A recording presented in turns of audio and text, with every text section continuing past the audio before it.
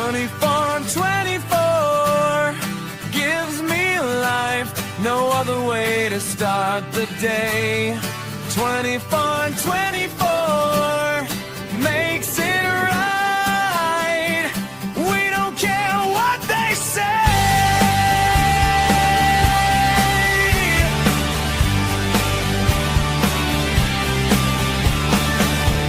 Carve the place out for us, because no one was a vibe.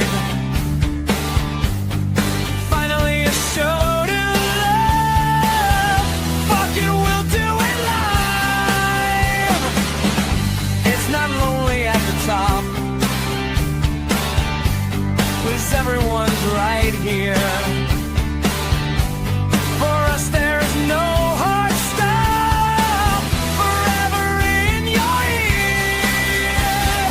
24 on 24 gives me life, no other way to start the day. 24 on 24 makes it right. We don't care what they say. Copy me, I know you will. I do it first every time. Your shit is stale, no one cares, but he's gonna shine. I'm just a baby. Your dad loves me more. I say what everyone is thinking. Typical forever hard. 24 on 24 gives me life, no other way to start the day. 24 on 24 makes it right. We don't care what they say. No more repos, mama got a bag. I do what I please and do it with ease. Number one show in all the land. Haters listen longer.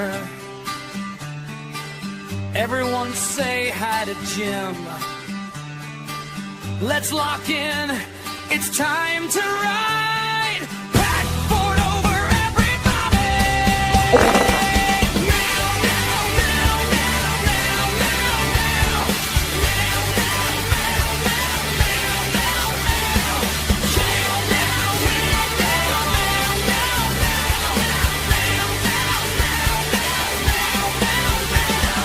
Love for my besties and buddies.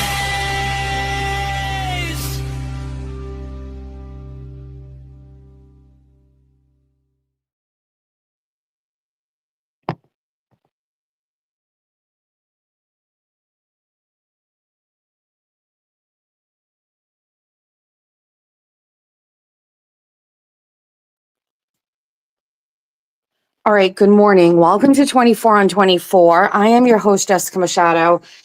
Like in real time, how things just went off the rails is beyond me. Thank you for your patience. I apologize. So let's kind of just like lock in for a couple things. So normally what I would be doing here is I'm going to be getting in my car. I'm going to go get a coffee. We're going to shoot the shit. We're going to talk a little bit, and then we're going to drive around. Then we're going to sit in the driveway for 10 minutes, and then we're going to come in the house and we're going to get behind the desk and we're going to do a show. Like, I can't do that. We have to stop for a minute, and we have to kind of like, we can't even go and get a coffee. So I'm going to actually cam up. I hate myself for this because I don't even know what my face looks like. We have last night's makeup on, but we've got work to do. So give me a second here and let's fucking do what needs to be done. Give me a second. Oh dear God, what the fuck? We might not be able to actually live stream. I mean, cam up. We might be able to just get in here and that'll be the end of it. Hold on, let me just take a look at myself. Oh God, absolutely not. Okay, no camera. Okay, camera is not happening. Let's go into the studio. Yep, perfect.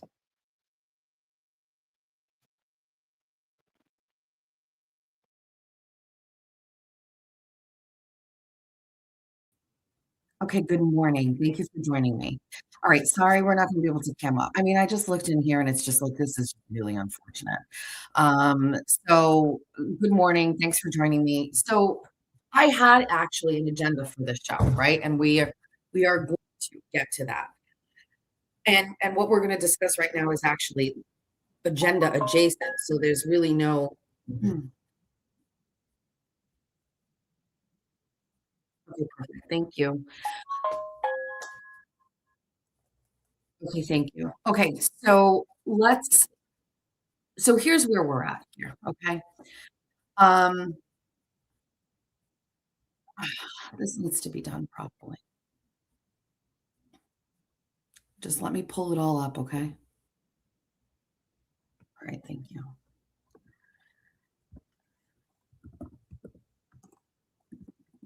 So, okay.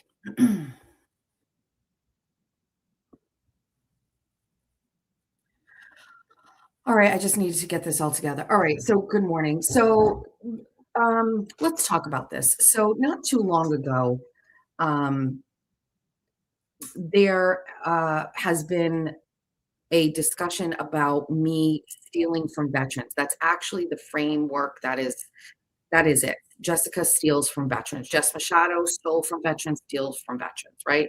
So just like let's talk about that in itself here.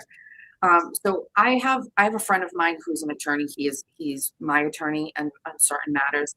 That man is suing an individual for defamation. She made statements about him on a live stream. She does not have nearly the platform that like I have or some of these other people have. Um, but she made some statements about him being a twice barred attorney. That statement made its way around our community.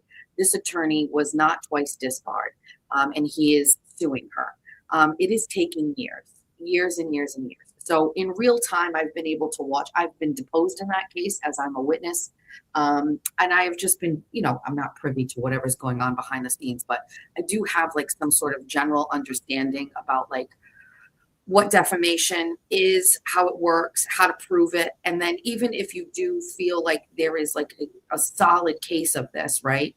The time frame and the resources that are used to move forward in suing someone in court, and then what the actual outcome is at the end, it really makes it hard for someone to like to consider that they want to actually take legal action against someone.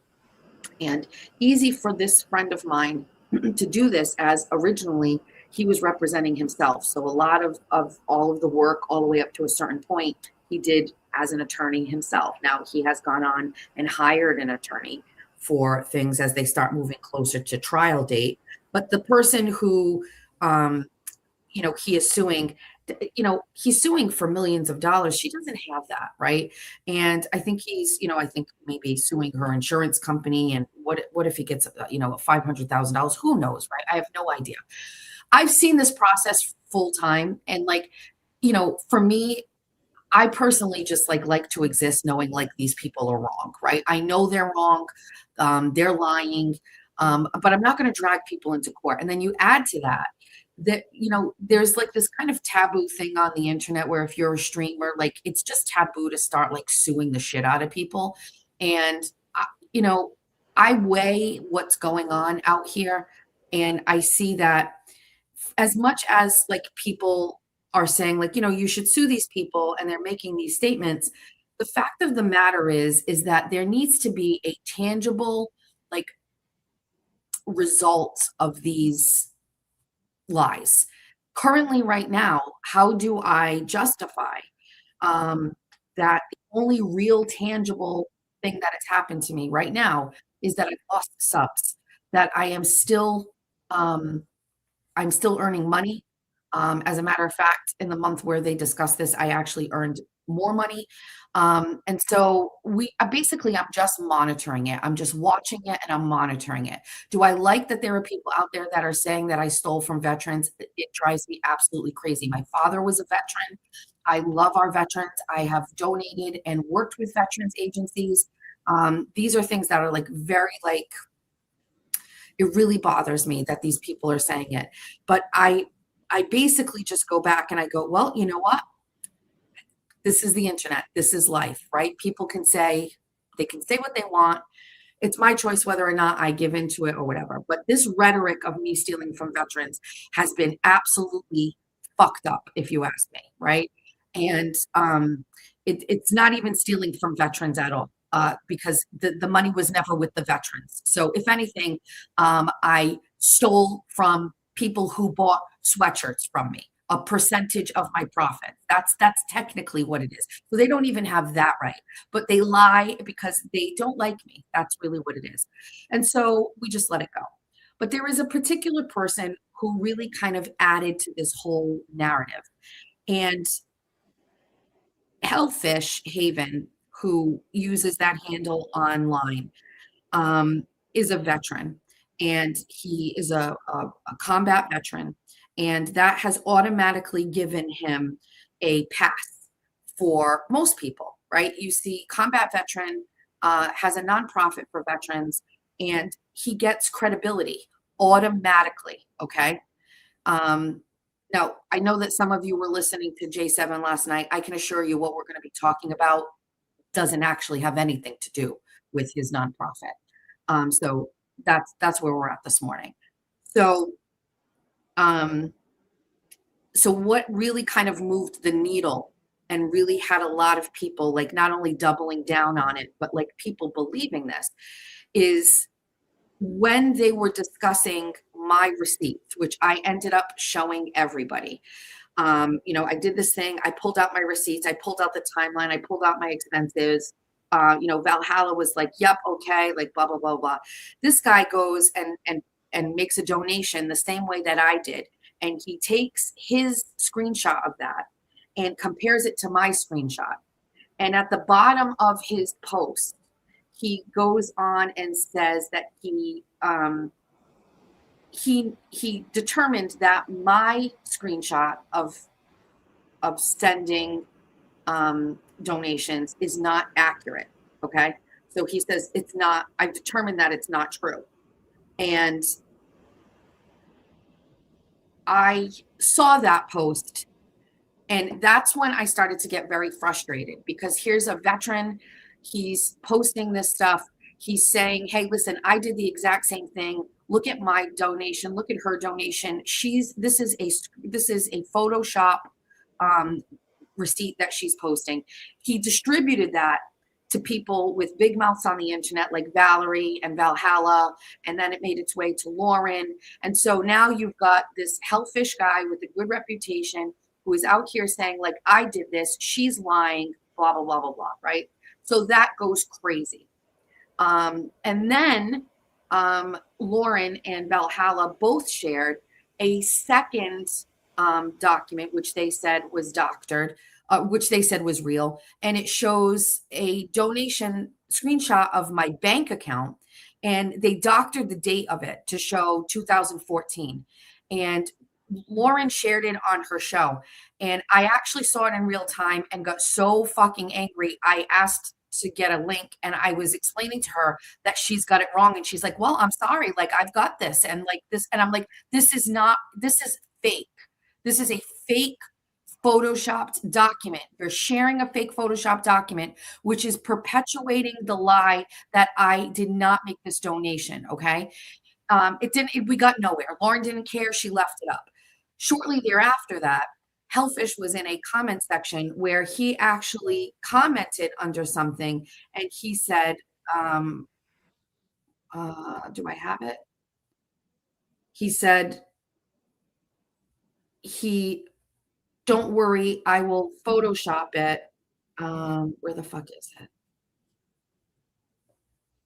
Hold on, I have it. Give me a minute. So he was in a chat, and it was Ray for Dallas's reacts to the J7 analysis on my interview with Ocean. And here's Hellfish in the chat, and he says, "I'll doctor the video to make them look bad anyways," right? So he's admitting in a chat that don't worry, he's going to doctor a video, right? So this is coming from someone who already accused me of lying about my receipts, and also someone who is adjacent to Lauren and Valhalla, who were sharing a doctored image that basically showed people that I lied. Okay. Now, I understand there's a lot of people, Nicole, you're saying no one even knows who Hellfish is. I hear you, because he's kind of like only really known to these people. We're not paying attention to him, like whatever, but he's on our radar because he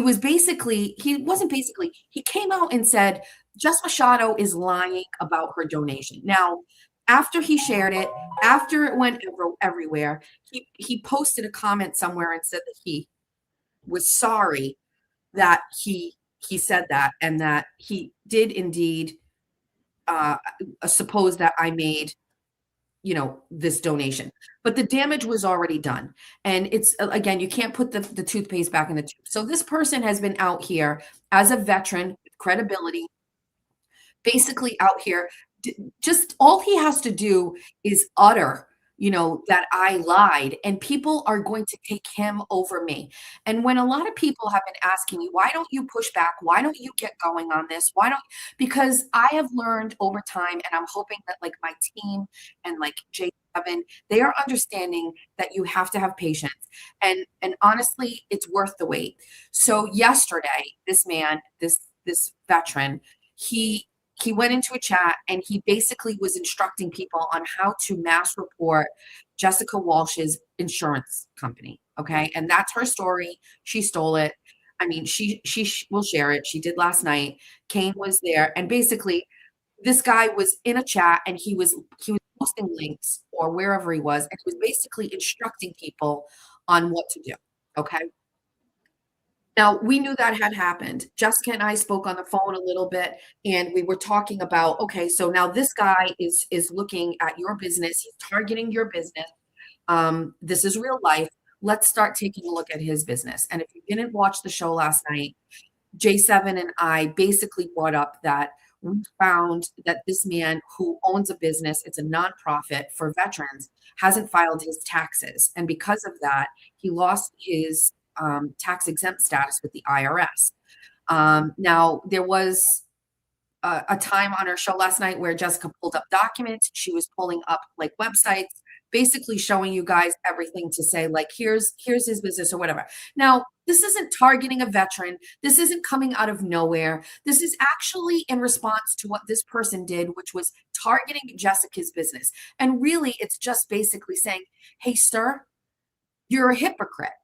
You're a hypocrite for going and critiquing anybody when you have your own business that you need to focus on, and you need to go and get your like backroom shit correct.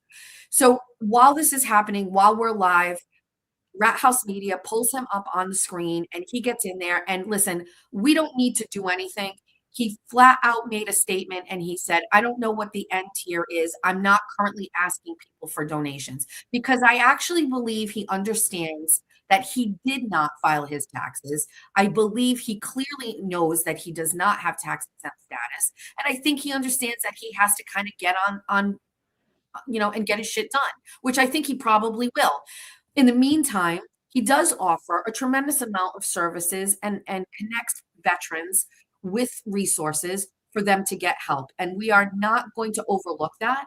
That is admirable. As a veteran, he has found like his work in life, and that is great. However, sir, if you're going to go out here and you're going to accuse me of lying and doctoring receipts, if you're going to go out here and instruct mass crazy people on the internet to go and report a business, then you might want to make sure everything you are doing is above board, which it is not. Okay. There's no camera, Livy, because it's fucking 8 a.m. and I look like shit. Okay. There's no camera because I look like shit. And people will literally just fucking focus on how I look as opposed to like what I'm talking about. So lock the fuck in. So like, and also it lends to credibility. So if we have an opportunity to say that there's a person out here who's doing some dirty fucking shit, and he actually isn't credible because he does not have his tax exempt status up to date. He may be accepting donations this whole time and doesn't have the actual ability to do that. Or if he has not filed his taxes as a nonprofit or his 990 form, rather, that lends to credibility. So are we going to take an opportunity to share that on this platform, that this man kind of doesn't have his shit going on? Yes. Yes, we are. So that's last night. I need to get my water. Talk amongst yourselves.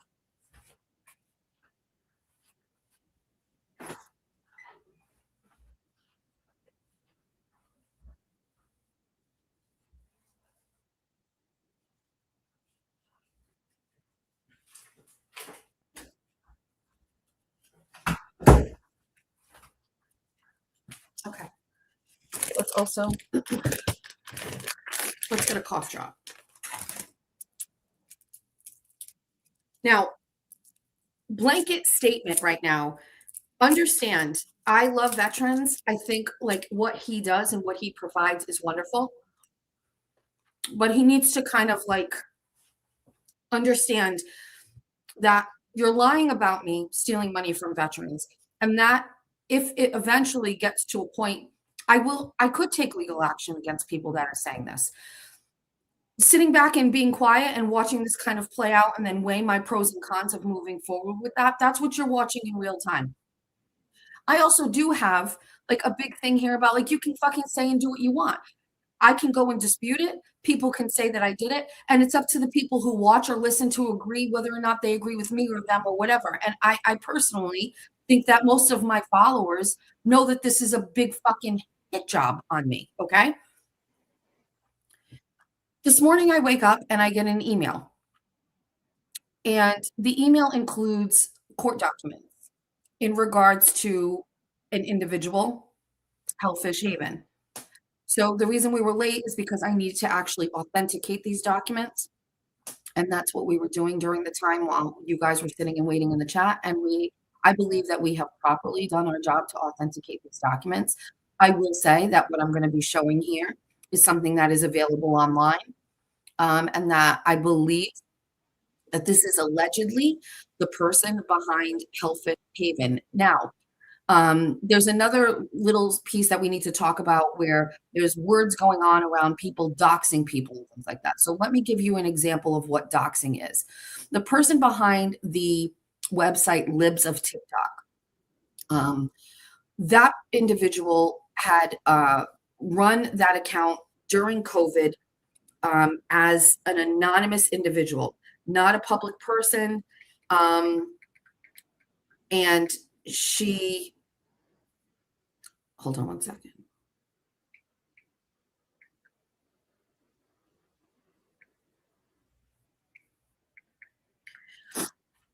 All right. Thank you. So Libs of TikTok. Okay. So this is a private account, starts during COVID, and she's out here and nobody knows who she is. And she ultimately got doxxed, right? So her information was not public. Nobody knew who she was. Somebody took her information and doxed her. And Chaya became known to the public. When somebody says that, like, we doxed Hellfish Haven, that is not true.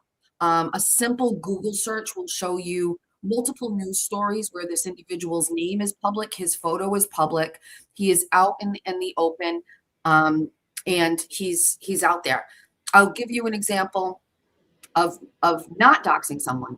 Valhalla, I have his name, I know where he lives. I have never shared his name, I have never publicly stated it because I can't find anywhere where it is public. And so that would be doxing him. So I haven't doxed him. And nobody doxed the person behind Hellfish Haven. It's public documents. His address is public. If he doesn't want to put his personal address, he can put a PO box. Like, there's plenty of things that he could do to keep himself private, but he has a public business. He has a nonprofit. He's been on the news. His picture is out there. And on top of that, all of that information is on his website. Okay. So we're going to take a look at that website right now. So, hands off my cookies. So this is his website. This is him right here. And this talks a little bit about who he is. So it talks about how he was at Fort Leonard Wood in January of 2023. You scroll down and it talks about when he served. So he was part of Operation Iraqi Freedom 2004 to 2005. And then if you go further, he went back to Iraq from 2007 to 2008.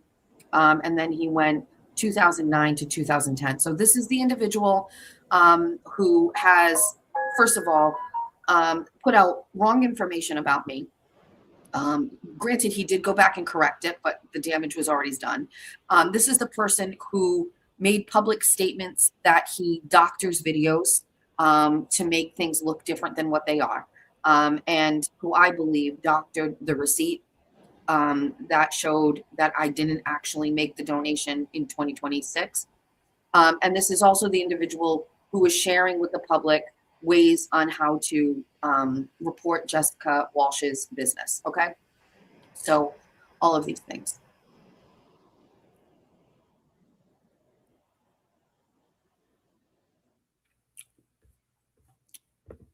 Is the chat with me? Is everybody okay? All right. Thank you. So I cannot prove it yet, but I think like we are doing our part. And so the names add up, the years add up. And so I believe that this document that I'm going to share is the same individual. So this is a Commonwealth of Massachusetts, Michael Geary versus the town of Foxborough. So let's get into this. Michael Geary filed a timely appeal with the Civil Service Commission on November 16th of 2011, contesting the decision by the town of Foxborough to bypass him for original appointment to the position of a permanent intermittent police officer with the Foxborough Police Department. A pre-hearing conference was held on December 20th, 2011 at the offices of the commission. A full hearing was held at the same location on March 27th of 2014. The witnesses were sequestered. The hearing was digitally recorded, and the parties were provided with copies of the CD of the hearing. The hearing was also transcribed. The town submitted a recommended decision on or about May 12th, 2014. The appellant declined to submit a recommended decision. Here are the findings of fact. Based on the 14 exhibits entered into evidence, the stipulation of the parties, the testimony of and called by the town, these police officers, and then called Mr. Geary, some friends. Okay. Everybody good? All right. If my mods are in the chat, any of them, if anybody is trolling, just kick them out. We're doing work.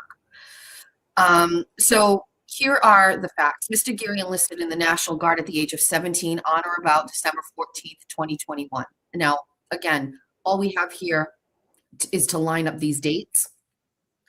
Mr. Geary has been deployed to Iraq 3 times, which, as it states on the website, same timelines: 2004 to 2005, 2007 to 2008, 2009 to 2010. This is his testimony. And then, we again went back and took a look at this and his website, and these dates line up. Okay. Now, I just want to let you know that this was emailed to me anonymously from someone, and I couldn't authenticate it. And then I sent it to my team, and they were able to actually find these documents. Okay. So this is an authentic document. Mr. Geary sustained a back injury in Iraq in 2005, but continued his service in 2012 when he was referred to the Warrior Transition Unit. At the time of the hearing before the commission, Mr. Geary was considered to be on active duty with the WTU. In December of 2006, on a weekend between the first week of December and Christmas, Mr. Geary and his roommate, Mr. W., hosted a party at the house they rented in Plainville, Massachusetts. Mr. Geary invited a female acquaintance of his, the accuser, who was also a member of the same military police unit of the National Guard as Mr. Geary, to the party. After the party, the accuser contacted the Plainville Police Department, met with Sergeant Karina Carter, and alleged that she had been the victim of a crime at the party. As a result, Sergeant Carter conducted an investigation and wrote a police report. Sergeant Carter learned that prior to attending the party, the accuser described her relationship with Mr. Geary as friendly and not at all romantic in nature. The accuser had socialized with Mr. Geary in a group setting, following National Guard drills, and on at least one occasion, she gave Mr. Geary a ride home following a drill weekend. The accuser also worked as a bartender and arrived at the party at Mr. Geary's home when her shift was over between approximately 11 p.m. and midnight. The party was taking place in the main house, but there was an attached in law apartment that Mr. Geary rented. When the accuser arrived at the party, Mr. Geary introduced her to his friends. As indicated by Plainville Sergeant Carter, one of the hosts of the party, Mr. W., made the accuser a mixed drink of soda and what the accuser believed to be rum. Shortly after having the drink, the accuser began to feel dizzy, disoriented, and very drunk. She reported feeling out of control. Shortly after having the drink, Mr. Geary led the accuser to his apartment in the in-law area. Further, Sergeant Carter report indicates that in Mr. Geary's bedroom, he told the accuser to remove her clothes. She refused to do so, but felt unable to argue. The accuser experienced several periods of blacking out and lost consciousness, but she came to and periodically discovered that Mr. Geary had removed her clothing. The accuser also recalled Mr. Geary being on top of her and having intercourse with her. At no point did the accuser consent to have sex with Mr. Geary. Approximately 10 minutes after Mr. Geary took the accuser to his apartment, he returned to the party in the main house. Shortly after that, the accuser returned to the party as well and was in the kitchen talking to Mr. W. As Sergeant Carter found, the accuser was still feeling very disoriented when she was talking to Mr. W. She recalled that when she was sitting down, Mr. W. attempted to kiss her. The accuser told him no, but she felt drugged and was unable to push him away. The accuser told Mr. W. that she did not feel well and repeatedly told him she wanted to go to sleep. Mr. W. became impatient and removed the accuser's clothing. Although he did not rip anything, the accuser felt that Mr. W. was being rough with her, but felt unable to fight him off. Mr. W. then removed his clothing and began to have sex with the accuser. The accuser told him to stop and said no over and over. She then lost consciousness and does not recall Mr. W. getting off of her. Sergeant Carter found that when the accuser woke up, it was daylight out. She was still in Mr. W.'s bed and he was asleep next to her. She got dressed and immediately left the house. The accuser went home and showered. She did not seek medical attention and she washed the clothing that she had been wearing the previous night. She felt embarrassed and did not know what to do. The accuser did not report the incident right away because she felt embarrassed and was very upset about the incident. Sergeant Carter found that on or about December 30th, 2006, the accuser confided in her friend what had happened to her at the party. The accuser told GR that she thought she had been drugged and then raped by two different men at the party. GR encouraged the accuser to go to the police and report the incident. On or about January 9th in 2007, the accuser went to the Plainville Police Department with a friend, GR. The accuser wanted to speak to a police officer about the incident that had happened at Mr. Geary's party. At the Plainville Police Station, the accuser was interviewed by Sergeant Carter, who has been a sexual assault investigator with the Plainville Police Department for over 25 years. While the accuser was accompanied to the station by her friend, Sergeant Carter conducted the interviews individually. During the interview with the accuser, Sergeant Carter observed the accuser become very emotional and upset. The accuser was crying to the point of shaking at times. In Sergeant Carter's experience, this behavior and demeanor is very typical of someone reporting a sexual assault. Due to the amount of time that had passed since the incident occurred, it was too late for the police to initiate a rape kit to document the incident, so none was performed. On or about January 9th of 2007, Sergeant Carter also had the opportunity to interview the accuser's friend, GR. According to GR, who has been friends with the accuser for a number of years, the accuser is not the type of person to have sexual relations with two different people at a party. GR knew the accuser to be an upstanding person and a social drinker. She was not the type of person who gets intoxicated to the point of blacking out. On or about January 23rd, Sergeant Carter had the opportunity to speak with GI, another friend of the accuser. GI indicated that she had been friends with both the accuser and Mr. Geary. GI spoke to Sergeant Carter about a conversation she had been a part of, along with Mr. Geary, on or about January 6th or January 7th of 2006. During this conversation, Mr. Geary told GI about a plan he had devised with his roommate, Mr. W, prior to the party, so that they could both have sex with the accuser that night. GI described the accuser as truthful and stated that she had never seen the accuser have more than one or two drinks when going out, and that she has never seen the accuser acting out of control. When GI heard that Mr. Geary's account of the incident that occurred at the party GI did not think it sounded like the accuser's usual behavior. On or about January 26, Sergeant Carter attempted to contact Mr. W. She called his cell phone and left a message indicating she wanted to discuss the incident between the accuser, Mr. Geary, and himself. Mr. W. did not respond to Sergeant Carter's phone call. Sergeant Carter was unable to speak with either Mr. W. or Mr. Geary during the course of the investigation because they did not return her calls. Based on Sergeant Carter's experience and her investigation into the incident, she felt that the accuser was credible and that her complaint was valid. The accuser was articulate about what happened to the extent that she could remember what had happened. Sergeant Carter has extensive experience in sexual assault investigations and appropriately interviewed the accuser and her friend separately, except for a few brief moments when the accuser was very upset. She spoke clearly and without reservation or inconsistency, and she did not exhibit any bias against Mr. Geary. I credit her testimony. Mr. Geary denied the rape allegations and claimed, in fact, that he and the accuser engaged in consensual sex on the night of the party at his home, and on one occasion prior to the party, on the night of a military police ball, on or about December 2nd, 2006. Mr. Geary claimed that following the ball, he went to a hotel room with 6 or 7 other people, including the accuser, and that some of those in the hotel room knew that he had had sex with the accuser that night. Hello? Hello? Hello?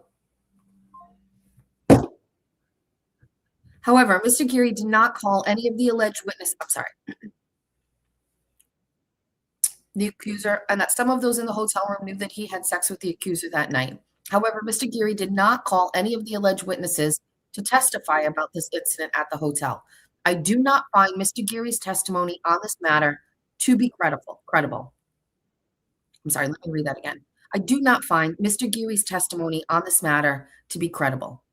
Other than Mr. V's testimony that he saw Mr. Geary and the accuser leave the party together at some point, I do not find Mr. V's testimony to be credible. Mr. V was evasive when asked about the drinking that occurred at the party and did not directly observe some of the events about which he testified. Mr. Geary was arraigned by the Norfolk County District Attorney on rape charges on or about February 6, 2007. On or about February 12, 2007, Chief O'Leary sent a letter to Mr. Geary stating that due to the pending criminal case against him, he was no longer being considered for the position of permanent intermittent police officer with the FPD. The letter encouraged Mr. Geary to take the next police examination in 2008, and depending on the outcome of his criminal case, he may be considered in the future. On or about February 14, 2007, Mr. Andrew Galla, Foxborough's town manager, sent a letter to the Civil Service Unit of the Massachusetts Human Resources Division. In this letter, Mr. Galla requested that Mr. Geary's name be removed from certification number 261125 for permanent intermittent police officers due to the pending rape charge against him. On or about April 4th, 2007, HRD informed Mr. Geary via letter that his name had been removed from certification pursuant to PAR 09. A copy of the FPD's letter to HRD requesting Mr. Geary's removal from the list was enclosed. On or about April 4th, HRD informed Mr. Geary Hold on. On or about May 29th, the accuser signed an affidavit stating that she was the victim of a sexual assault in December 2006, and that although her statements to the Plainville Police Department were true, she did not want to pursue the matter any further. In Sergeant Carter's experience, it is common for victims of sexual assault to decline to testify, and it happens 1/3 to 1/2 of the time. On or about June 2006, the Commonwealth filed a Noel Prosecchi in the case against Mr. Geary. The Noel Prosecchi was granted on or about July 5th in 2007. In 2008, Mr. Geary took the civil service examination. On or about May 12th, the HRD issued certification 290273 to the FPD for the appointment of 6 permanent police officers. Mr. Geary's name appeared first on the certification.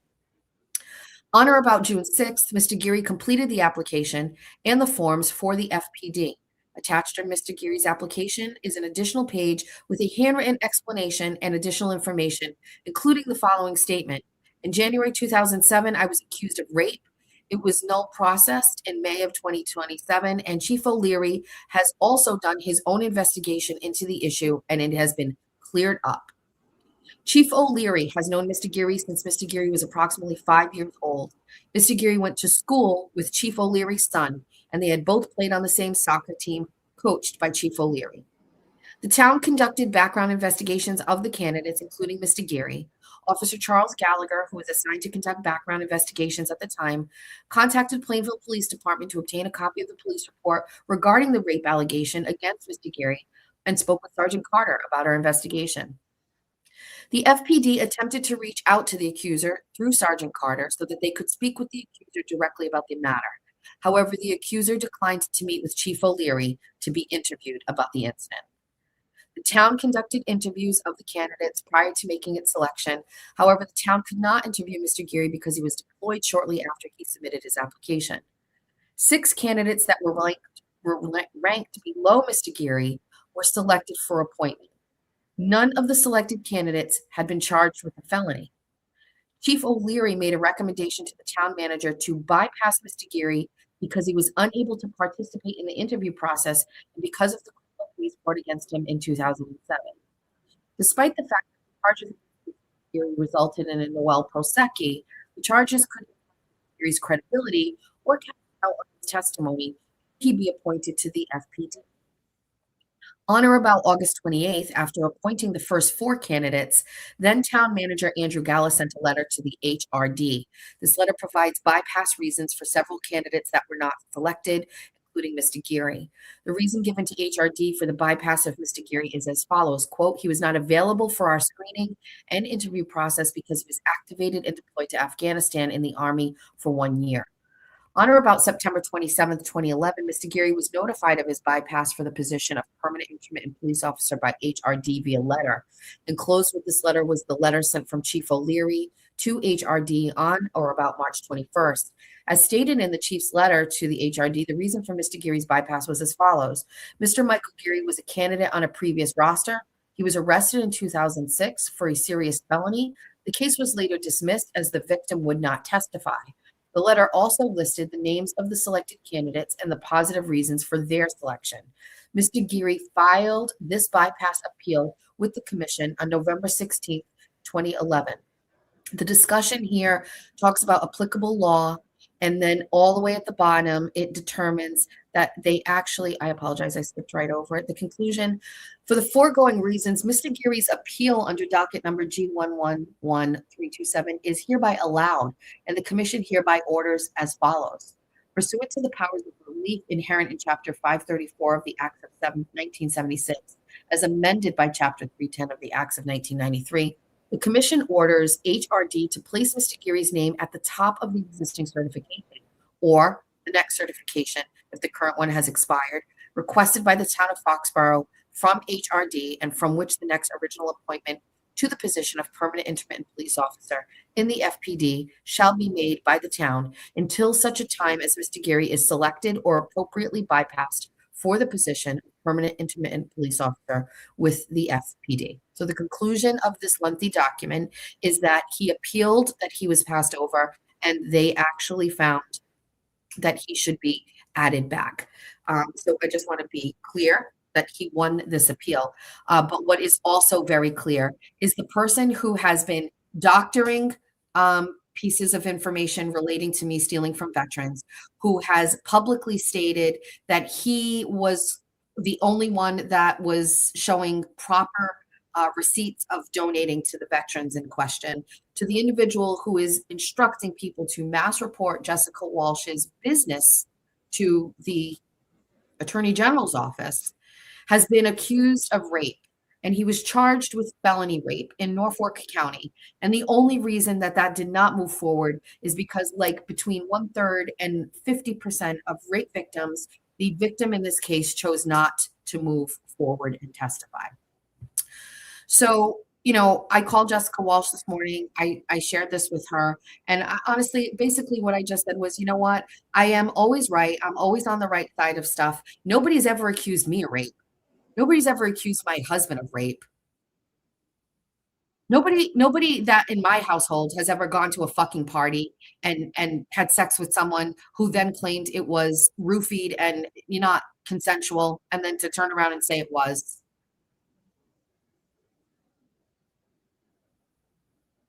So I'm not actually going to add anything to this. These documents stand on their own.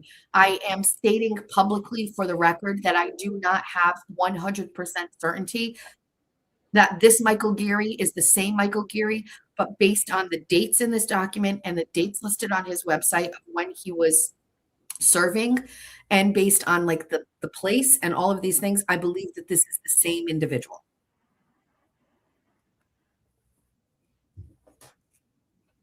Get off the internet. Get off the internet. What are you doing? What are you doing?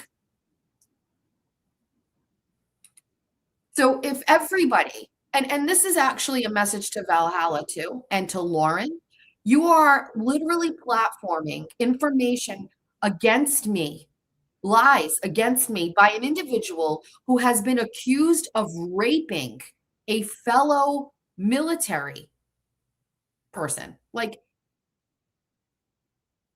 what are you doing? Why isn't anybody this? I mean, this is the same shit. Like, we're not going to get into it today because like he's going to continue to just exist without me reacting to this.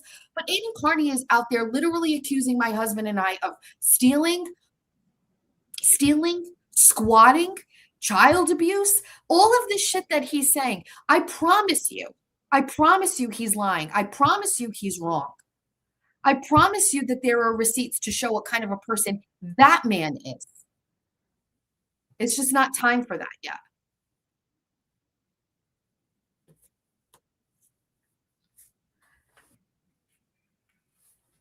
I would like to go get a fucking coffee. Would you like to come with me? You don't see, like, I'm sitting here and I'm talking like this, and like, yeah, let's do this, right? At 9 o'clock in the morning, are we dropping this shit? Yes, we are. Because the minute this shit is out there on the internet about me, it's wildfire. I just want to make a very public statement. I am under no motherfucking obligation to take 1 cent of my profits and give them to anybody. I just did.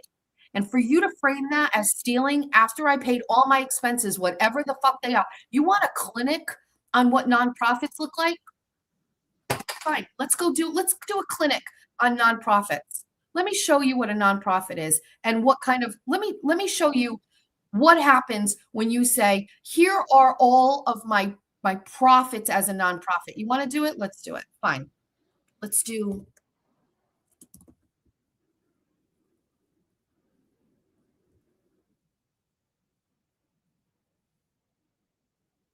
Fine. You want more? Let's do it. Fuck it. We'll do it live.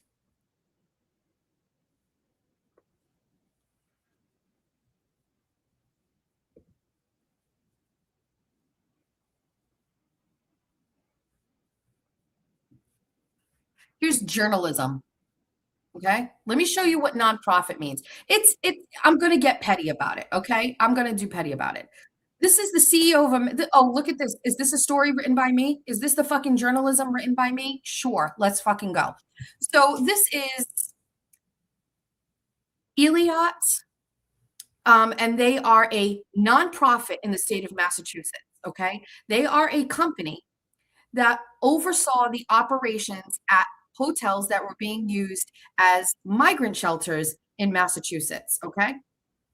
Melinda Matthews, the president and chief executive officer of Eliot Community Human Services, the nonprofit company responsible for providing management services to several Massachusetts hotels housing migrants, earned $417,970 in 2023. The earnings are comprised of a base salary, retirement, and deferred compensation and other non-taxable benefits. Here's the document pulled right from all of these online public portals. Melinda Matthews, president and CEO, base compensation of a nonprofit, $384,000 for a total of $417,000.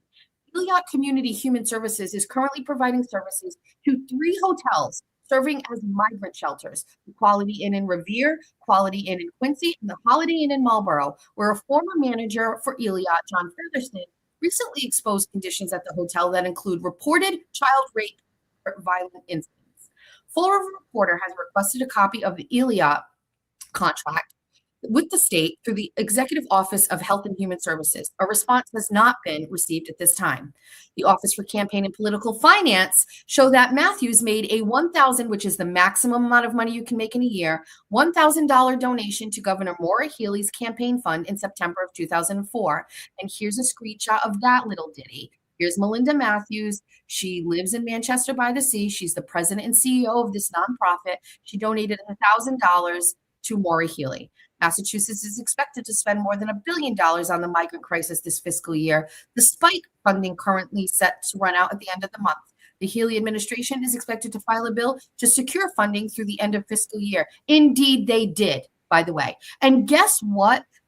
That woman, Maura Healey, has done for veterans. She has lessened the tax appropriations for veteran services in this state while she spent more money to nonprofits like that. You people are coming at me because you don't like the way I paid my small $240 worth of bills before I took the rest of my profit and donated it to a veterans organization. But you will ignore the fact that in this state, there were nonprofits earning millions and millions of dollars under the guise of nonprofit, making motherfucking bank while they were housing migrants who openly cross the border unvetted, while our veterans are homeless, while our veterans don't get the medical care that they need, while our veterans are not getting the mental health they need. You people are fucking hypocrites. You don't know what the fuck you're doing. And I have a whole litany of work that I have done to expose the bullshit behind these nonprofits. But you want to come at me because you don't like the fact that I paid my Shopify bill out of my profits for sweatshirts that I was under no obligation to not take a profit from? Get fucked, you fucking rapists. We're going to go get a coffee. Talk amongst yourselves while I get in my car because I am so fucking enraged at these people.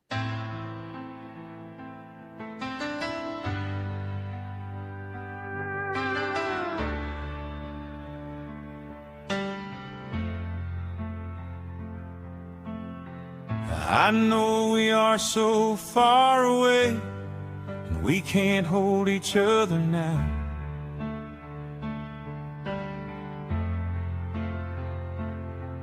But soon we will be together.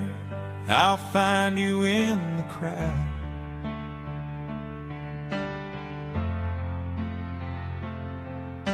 An ocean apart we are, but not for long, I know.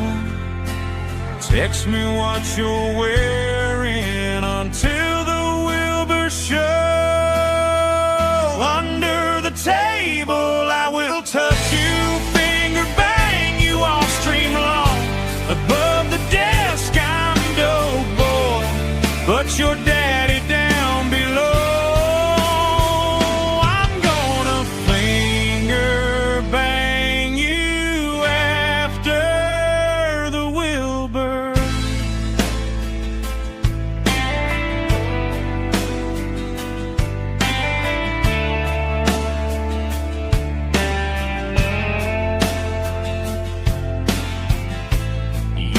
My secret girlfriend, keep it locked inside.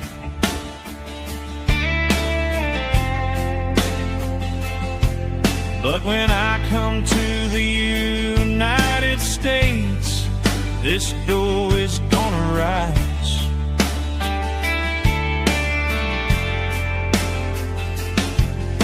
Sure, we text all day and night, but I'm coming to see the show. I have so many fans to spank, this fleshlight's gonna glow. Under the table I will touch you, finger bang you all stream long. Above the desk I'm dope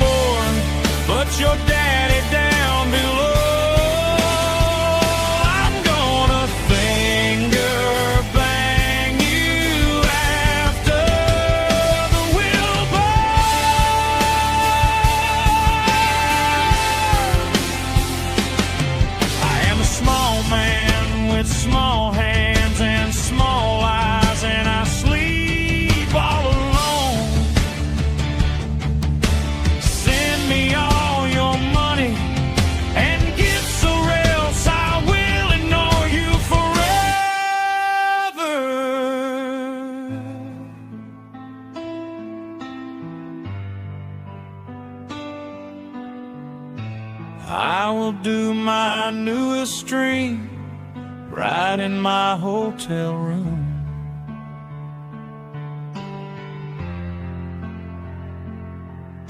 But no one will ever know I'm knuckles deep in your pain.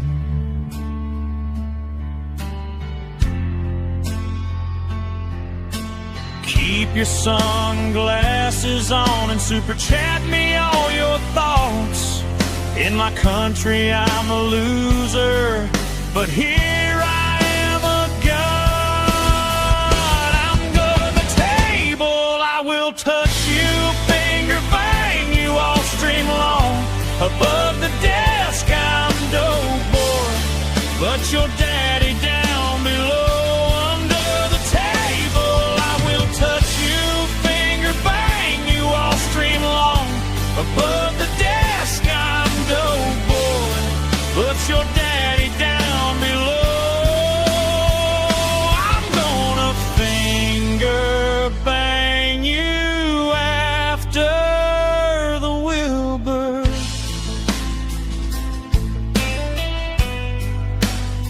If that day ever comes.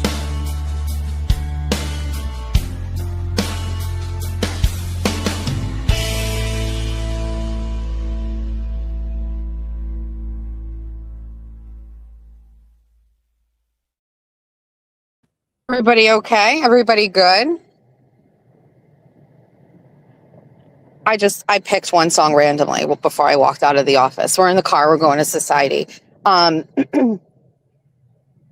calm, but I'm also like, I am mad. And I don't like to like say that. It's a mix of feelings. It's anger, it's validation, it's disgust. And like, everybody needs to start being super logical about all of these people and all of these players, right? The reason why Aiden Carney backs people like these people, right, and is aligning himself with Baker and these people is because he also possesses like that despicable behavior. He also lacks character. He also lacks morals. And what turned out to be a sheer strand of luck for him is that he got tipped off and attached himself to a case that was bigger and more important than him being an absolute scumbag. And it overshadowed and almost gave him a pass on everything that he has done because everybody is so brainwashed in needing to First Amendment all of this fucking shit.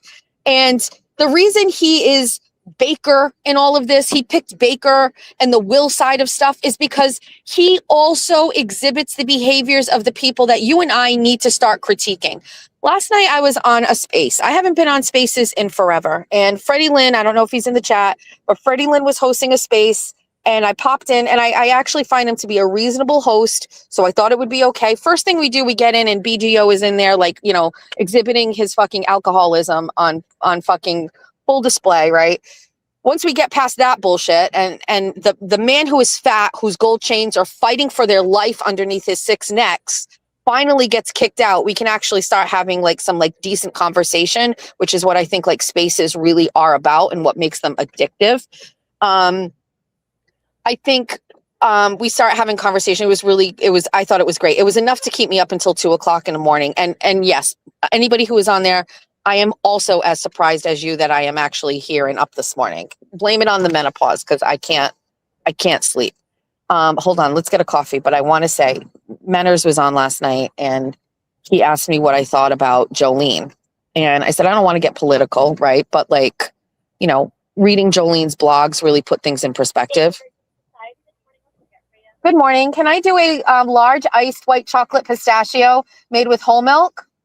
Absolutely. Anything else? That'll do it. Comes up to $7.49. Thank you.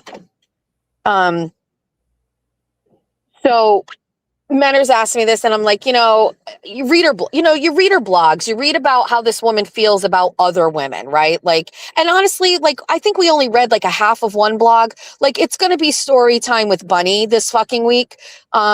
Oh shit, I can't. I've got this stupid fucking challenge. God damn it. Shit. starting on Monday, we can't do any shows about other fuck it. We're going to do a show between now and then. We'll do nighttime bun buns.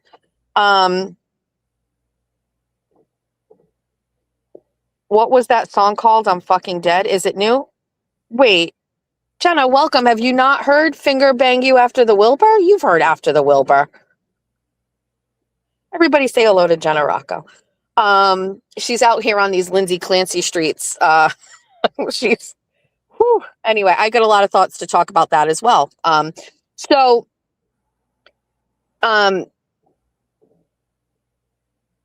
God, I have so many things I need to say about that. So we're on last night. Menners asked me about, and I'm saying all this stuff about Jolene. And I'm like, listen, this woman literally wrote a blog about how she feels when she's with her boyfriend or her husband. And when he sees, when a woman who she deems to be more attractive than her walks in a room, right? And how she feels about that woman and how she feels about her boyfriend and how he feels about that woman. It drips of insecurity. It drips of, I don't even know. I don't even know whatever to say. But here's like what we need to go harder at some of this stuff, right? And I do pussyfoot around a little bit because I keep politics out of my show. I don't want it to be political, but we're going to go off of that for a minute, and we are going to be political, okay? Jolene Lunzer wants strict gun laws. Jolene Lunzer has pronouns as a priority. Jolene Lunzer thinks it's okay for men to be in women's sports. Jolene Lunzer thinks climate change is like the most important thing in the United States right now. Jolene Lunzer wants open borders. Jolene Lunzer thinks you should be able to abort a full-term baby. Jolene Lunzer wants criminals to get less incarceration. She is a raging liberal who is responsible for the decline of the United States of America. And there is absolutely no way, shape, or form I should ever take anybody who has those stances seriously. You shouldn't either. Now, you shouldn't take the far right seriously, in my opinion, either. They are both absolutely batshit crazy. And it is part of why in the Republican Party, if you ever hear in Massachusetts of Republicans not liking me, it's because they think that I am too moderate. I am not far right enough. Okay? We should be like fucking wearing crucifixes around our necks and blah, blah, blah, and all of this fucking shit. And they're actually the frauds, right? Because if you are all about the government keeping their hands off of your fucking body and you can't get vaccinations. I'm a pure blooder. I've never been vaccinated on COVID, okay? I'm a pure blooder. My kids are pure blood. My husband's pure blood. Fuck the actual vax. There was no way we were fucking doing it because I'm like fucking woke. There's no way, right? But I believe that the government should never force you to do something to your body. Ever. Ever. Another term for that could also be used, my body, my choice, right? So Republicans, far-right Republicans lose their mind when I say that because the government should not be able to tell me I have to have a baby if I don't want to have a baby. The government should never tell me that I can't abort a child if I want. It's my body, it's my choice. But that statement applies for everything. I want total autonomy over my body, including vaccinations, vaccination schedules, everything.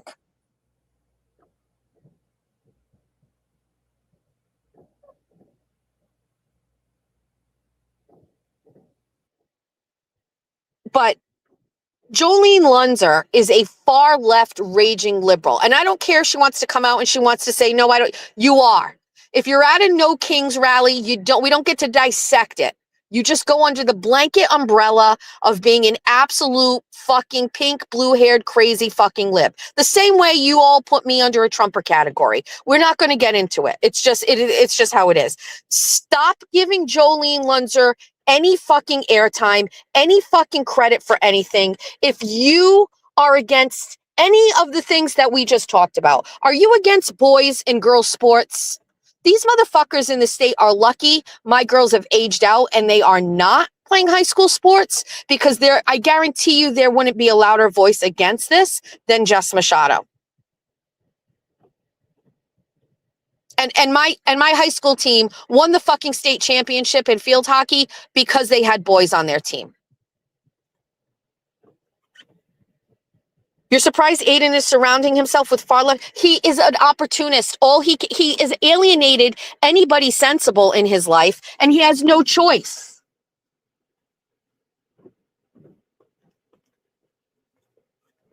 He doesn't have a choice. That's all that's left. But like, seriously, like, you cannot, like, it is as simple as that. It is that simple. Nothing that Jolene Lunzer that is being said should ever be taken seriously if you are against boys in sports, open borders, all of this fucking shit.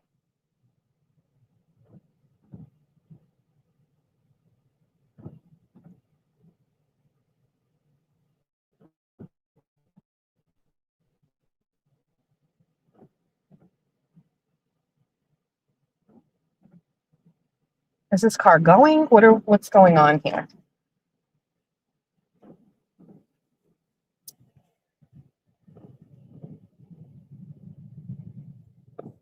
And I'm going to be honest with you. Maybe it is time that we start leaning a little bit further into like those things. I'm not a perfect Republican. I'm not a perfect conservative, but I actually believe, in my opinion, based on all of my work in politics and being on the ground and talking to voters, that there's actually like kind of like a third option. And it's not like libertarians or Tea Parties or any of that. It's another option, which is just real solid, moderate Republicans, a mix of like small government, but like not being so crazy on these like social situations. Like, there is another option here. And I don't know if like maybe I need to kind of like put up those parameters and say like, hey, this is what I believe in, this is what I don't. I don't like doing that because I want people to be able to like do whatever they want. But at the same time, we got a fucking raging liberal from fucking out in California that is actually like kind of like impacting like our enjoyment of online. Like, it's just stop.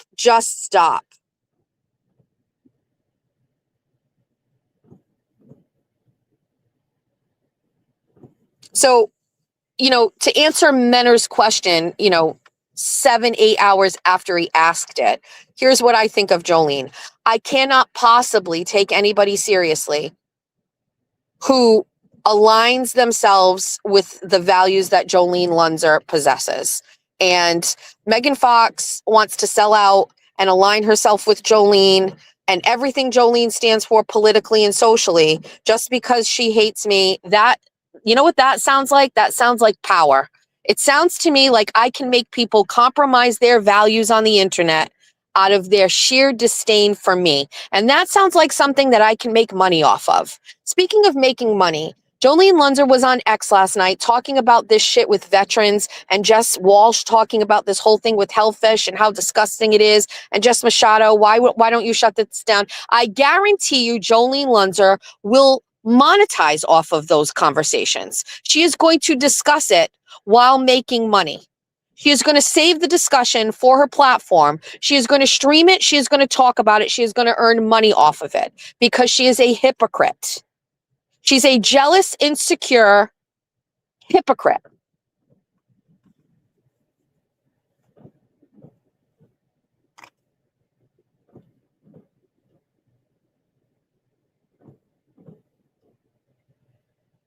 I'm not sure what's taking so long in this line, but it is Friday and I am like feeling really great. And so, yeah, we're not going to get upset, but it is taking a little bit of a long time. No worries. It's also payday for us YouTubers, everybody. All you YouTubers, you get your money in your accounts today. Big day for a lot of people. Lots of money that just hit your account, courtesy of Jess Machado and the Bunny Network.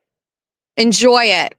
Enjoy it. I love today because I have now been in a habit of every month being able to just pay things and then there's still money left there. Still money left. Still money left. Can we delay the stand down next week? No, I have worked very hard on putting together shows for you next week that do not involve shitting all over people. May I go live more between now and Monday and get it all in and get it out of my system? Maybe. Maybe. I don't know. What's that drink? What's that drink? What was that?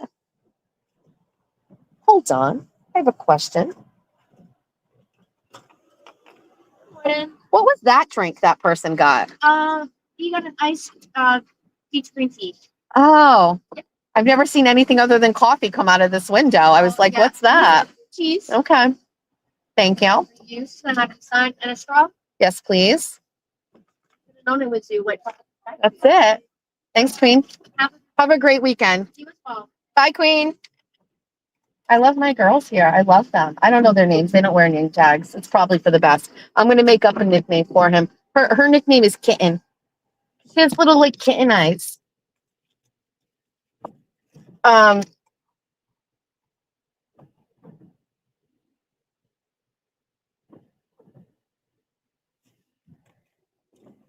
right. So let's talk about some more stuff. You want to go for a ride? I know you do. Of course you do.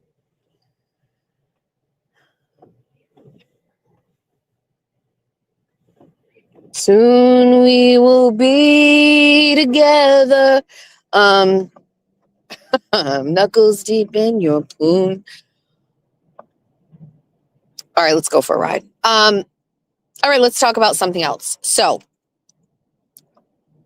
Jeffrey Machado approached me yesterday and he said, I want you to interview me. I want to be able to speak my piece about everything that Aiden is saying about me and my son, my ex-wife, and the divorce and everything like that. And I said, okay, that's what you want? And he said, that's what I want. I said, okay. So I said okay to Jeffrey, but I immediately sat down on the couch and I texted my team and I said, here's what Jeffrey is asking. I want everybody, if you don't mind, could you list the pros and cons of Jeffrey coming on and doing this?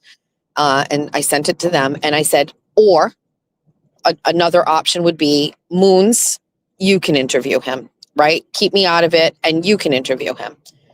And what I love about,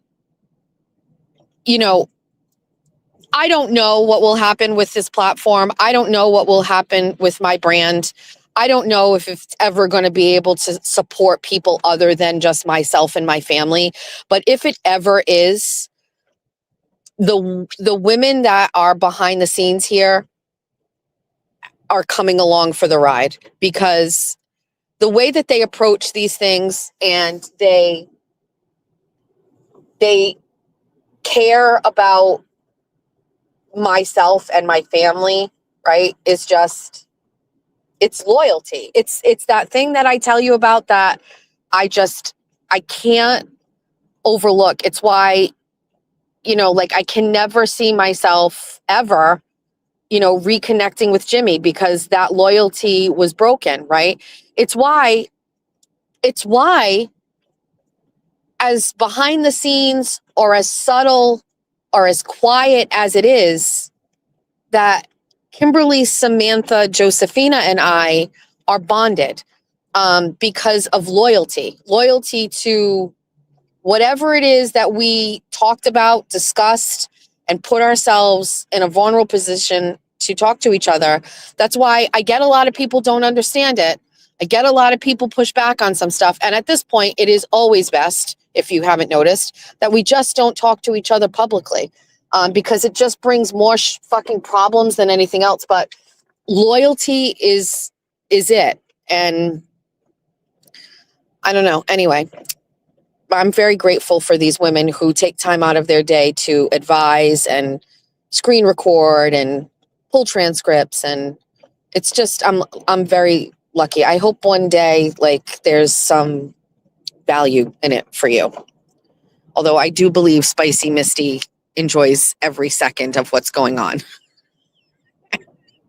And that is her payment, is that she gets to be out here. Anyway, the team came back with all of these thoughts and things. And, you know, I can't remember who it was. I'm going to think it was Spicy Misty. So there are parts about this story with my husband's son that we could never share. And we've talked about it on my show before, right? Because a lot of people who are followers of mine know that whatever Aiden is talking about is stuff we've already talked about. He's just framing it differently and he's not giving all the details. And he would know that if he listened to my show, but he doesn't. But he still knows he doesn't like it. You go figure. There are things just based on not only my stepson's privacy, but also health issues and also like trying to be as equally as open, but at the same time, really trying to continue to respect his mother in a public forum, right? You know, the end would always be on Aiden. He'd always get the end, the mic drop, because we could never share the full story. So if we could, and I believe the people who know me understand, and there is a mic drop, so to speak, there, we could never do that publicly. So get out there and go do your truth journey, Jeff. Aiden's going to come back and he'd be like, yeah, but what? You know what I mean? Like you don't see your kid. Well, we can't counter that. We can't say anything. And it was a great point by Spicy Misty where she said it's no different than Will, so to speak, right? Will says, you know, yes, it's out there that I put my hands on my kid. I can't talk about why. It kind of gets left on his table because I've said this myself publicly. What if he found his son, and I'm not saying this is the case, but hypothetically, what if he found that his son was, you know, looking at fucking underage porn, right? Like, and he hit his kid. Maybe he thought at the time that was justified. Maybe the kid did something to another member of the family. You don't know. Will wins that round, right? Aiden would win the round and it would not move the needle in any way. It would be exhausting and we would never still be able to tell the whole truth. So that also currently where it stands is, you know, it looks bad for Aiden that he's going after family and he's going after kids. And I think that has value too. Again, I'm kind of circling back to the people that he aligns himself with, right, are not good people because he's not good people. So, you know, what are you going to do? You're just going to let him sit out there and cook. Let him do it. You know what I mean? And I tried to explain to Jeff that over the past 2 months, what I've learned is, and I've shared this with everybody, when you shut the phone off, when you are not in the screen, what is my life like? What is our life like? And, you know, it was like a little workout session with Jeff and he's like, I love my life.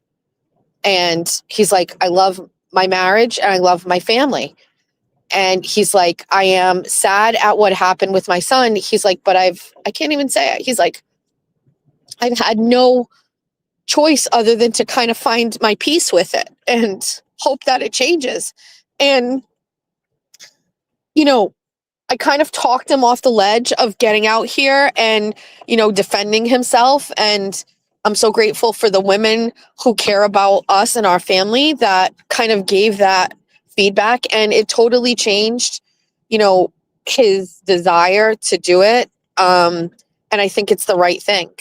I also had to kind of lay into my husband about, you know, sir, you are, and you have the depth of knowledge I have about Aiden Carney. Doesn't that give you some peace?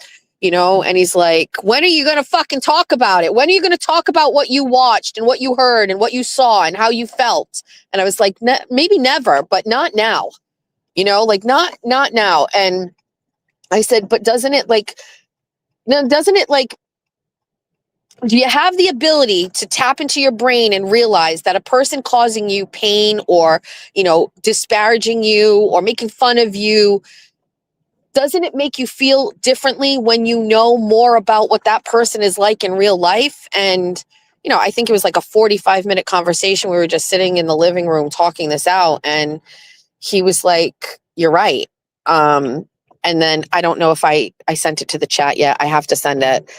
He's like, I want to talk to the chat. And I recorded him and he was like, thank you for putting that in perspective. Thank you for clearing my mind. Thank you for making me see this, and I feel better about it. And I was like, welcome to my world, Jeffrey. We talk ourselves off a ledge every single goddamn day.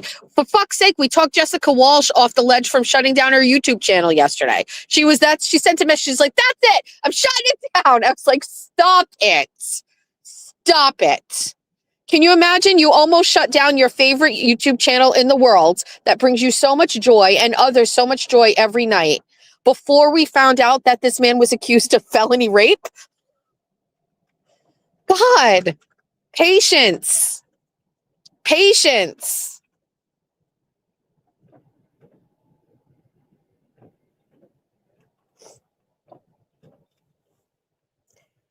Patience.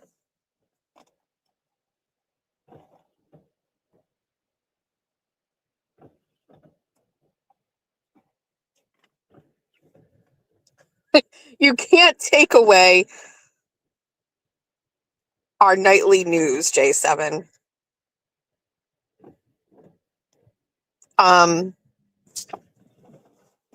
So those are my feelings. And when I do shut off this phone, when I hang it up, the first thing is I kind of miss everybody. I am 100% guilty of parasocial relationships with my followers. It is a sickness. It is an illness.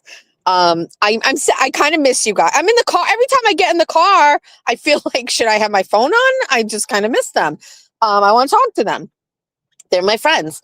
But when I do hang up my phone, I look around at my life. I look around at what I'm doing. I look around at my relationships, my family, my children, and everything. And everything is not perfect. And I don't know if at any point I've ever said my life is grand and perfect, but it's better than what it was. It's better than the worst of times that we've had.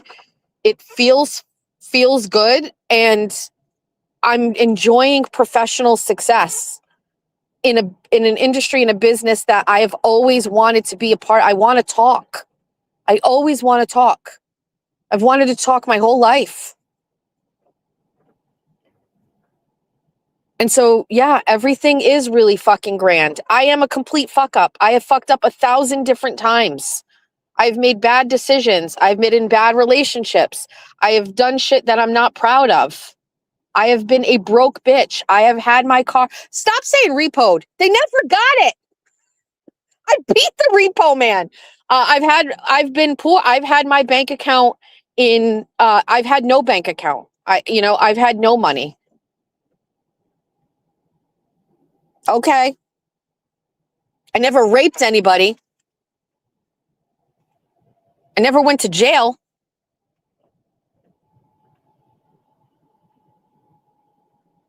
You know?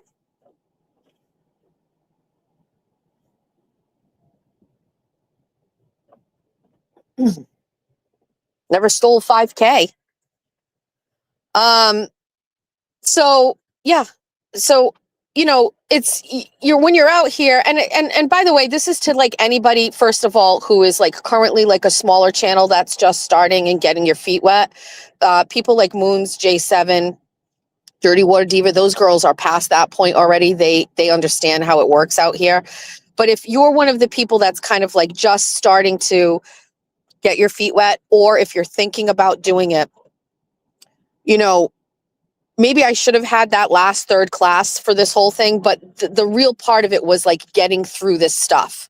And honest to God, if you envision yourself closing your phone, like picture it like the ones that folded, and you slam it shut and you just like, okay, that light from inside that phone is gone. Now look around you, pick your head up. This is why people like, Jen Altman, are on the internet writing about me every day, because when you do lift your head up from the phone, when it does close, it's sad. It's a miserable existence. It's not filled with happiness. I don't care whether or not you want to cultivate a post on X to say that it was. It's not.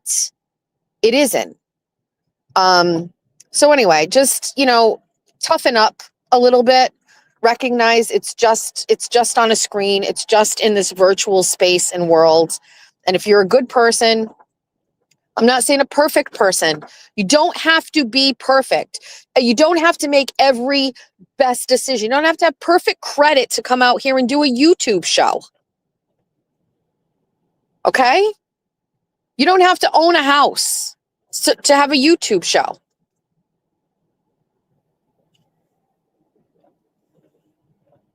You just have to be authentic. And that's what they cannot fucking extract from me. They can't figure it out, that it doesn't matter what I do. As long as I talk about it openly, honestly, work through it in real time, try to be fucking self-deprecating, trying to be honest, admit when I fuck up, that is a fucking winning ingredient that pays the fucking bills. And Jolene, look what works for you. Shitting all over people on the internet is the equation that works for you. Everybody has their own equation. I could never, but you do you, queen.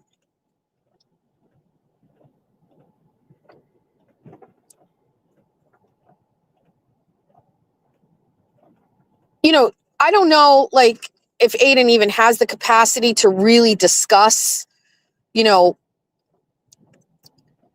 there's a lot of conversation that happens when people say, like, you know, and I'm guilty of it. You know, the Commonwealth and Lindsay Gattani took Aiden from his children, right? They took Aiden from his children. He didn't get to see his children. Is anybody looking at it from the other side? The kids lost their dad, right? The kids lost their dad. So yes, Aiden lost his kids, but he's an adult, right? But those kids didn't see their dad for 60 days.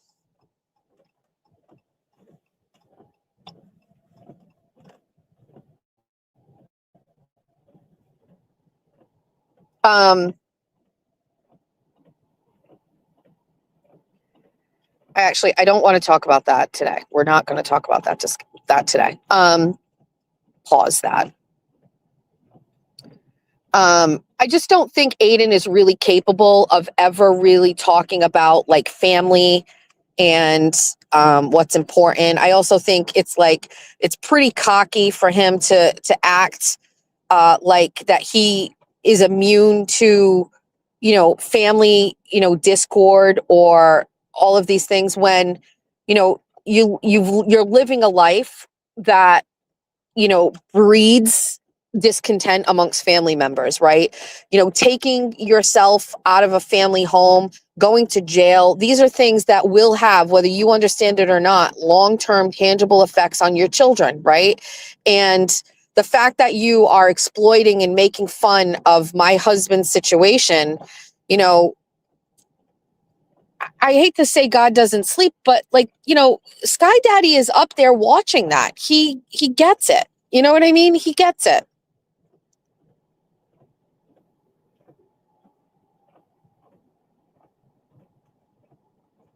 Does anybody think that like my husband and I and my children have ever been okay with not seeing Alex? You know, I still have nightmares about it. I still have nightmares that I leave him somewhere. Like I left him somewhere. Like I left him at a place or on a boat. Like I still have nightmares about that.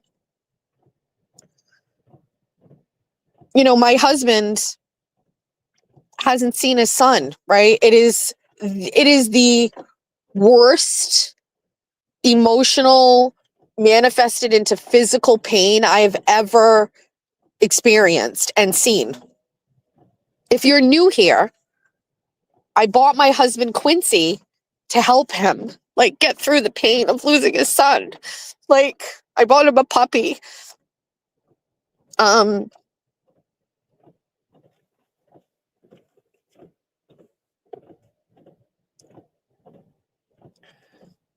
the worst part about it is we didn't do anything, you know? And that's it, you know? You just have to, just gotta sit there and you're just gonna fucking shut up and you gotta take it. And I think my husband does really well with living with the pain. And he didn't always, right? He didn't. Whenever I talk about my husband and I, getting a divorce and me wanting to leave my husband, I was mentally checked out of my marriage because my husband did not know how to deal with the pain of what was happening to him. And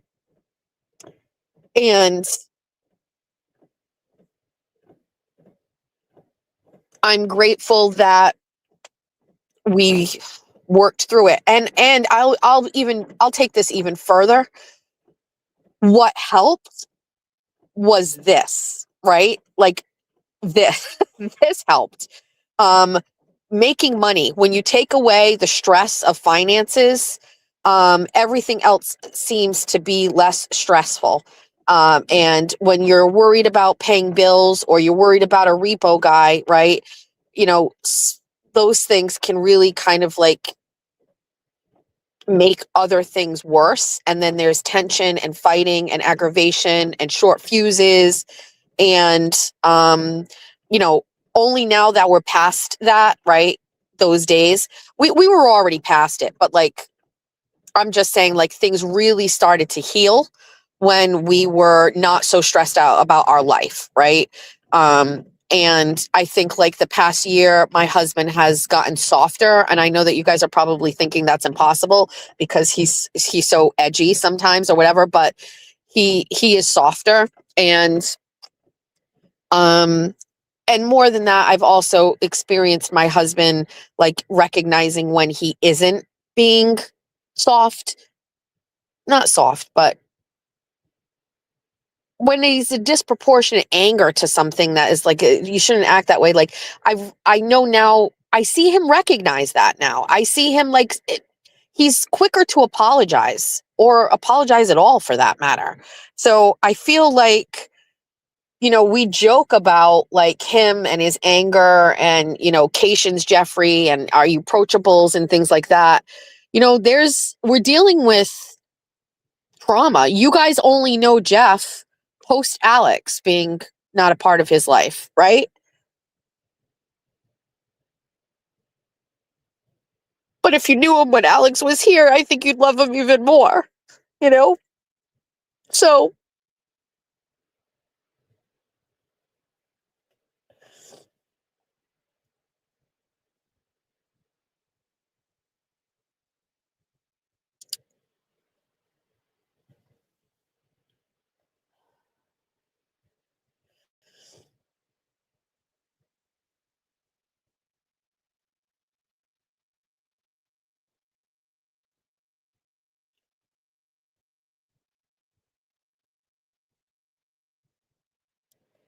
I agree that the stuff that Aiding is doing and bringing up my husband, after my husband was really just kind of defending me from everything that was going on and all of this stuff that's been happening, which was spilling into our home life, right?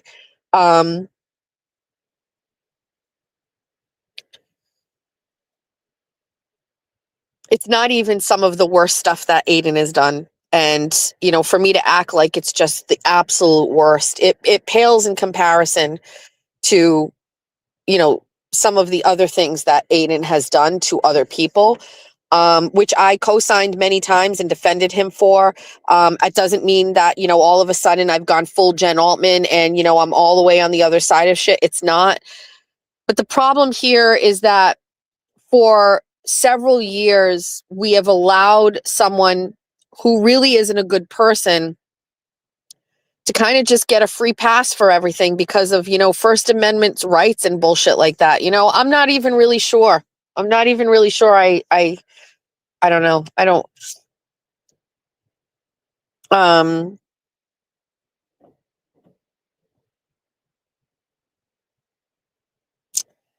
then not to make this a heavy Jolene show because I don't want to give her any of that, but like, like these people are coming at me, Megan Fox coming at me and saying like all of this stuff that I say or whatever.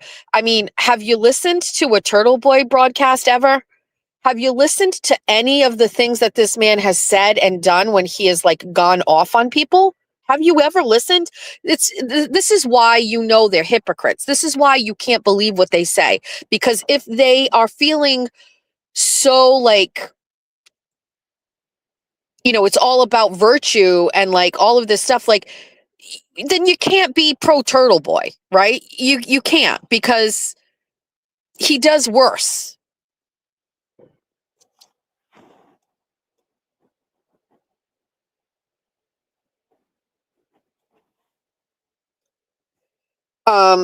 Yeah, you're all dead in a hole, you know?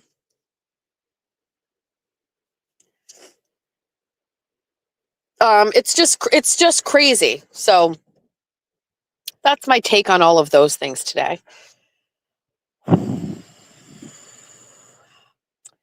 I do want to mention, I want to talk about Lindsay Clancy for a second. So as you all know, before, also, there's some comments from Megan Fox where she's saying, like, you know, Jess says she's going to, or Jolene, I'm getting these two confused. They both hate me. You know, like, oh, Jess like says she's rebranding the show and then she's going to do this and then she changes and then she's going to do this. Oh, and now she's in the car and she's not in the, I can do whatever the fuck I want, bitches. I can do whatever the fuck I want when I want. Okay? If you don't like it, don't fucking watch. Valerie yesterday, big fucking husky out here saying, boycott Jess Machado. Bitch, you can't boycott me if you fucking tried.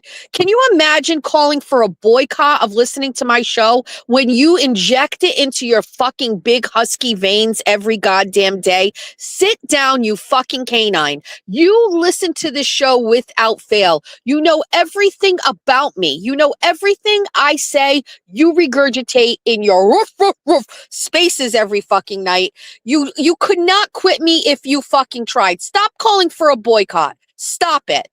You do it. I'll play Megan Fox for a second. Big Husky, don't listen to my show for a week. See if you can fucking do it. You can't. Fucking canine. You can't stop listening. Boycott me? Boycott your favorite show?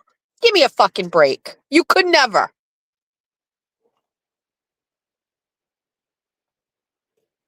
Valerie out here, big fuck Jess Machado. Why? Because of talking about hellfish? How you feel today knowing that some fucking girl accused him of fucking rape and was too scared to take the stand and talk about it? You guys all want to back that guy now?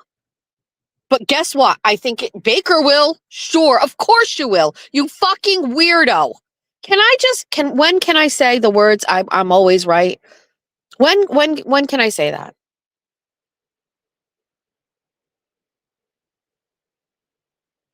Hashtag Me Too movement. All you fucking libs. Trump is a rapist? Well, sounds like Hellfish is too. Allegedly. Supposedly.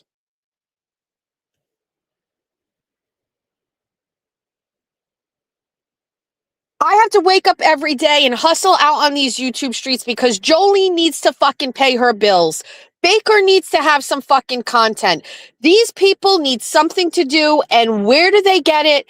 Jessica motherfucking Machado. You know it, and I know it. And I know you're listening to this right now, Lauren, Common Sense Investigator. And I know that you are going to be listening to this in your small little condo in Florida, alone, after your job as somebody's nanny. And you're going to play my show on your phone.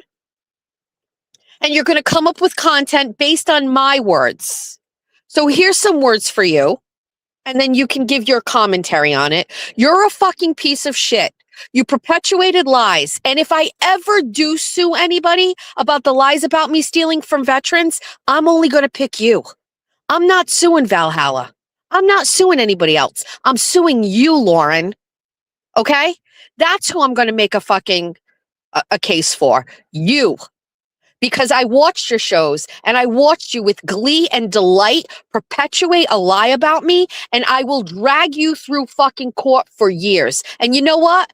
I won't have a lawyer. You won't have a lawyer, and we'll just go up against each other, and I will drag you fucking to court for years just to make an example of you because you're a piece of fucking shit.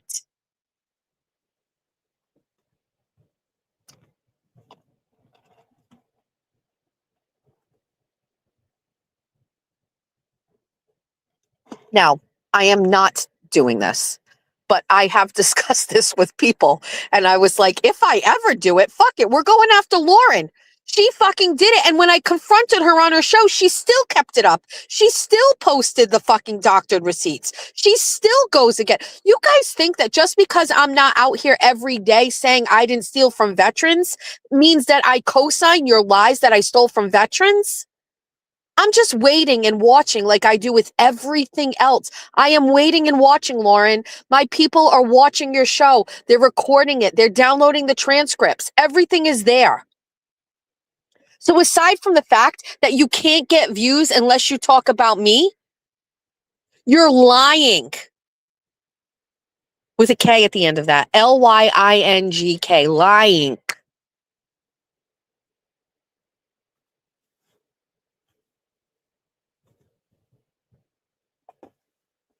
Ugh.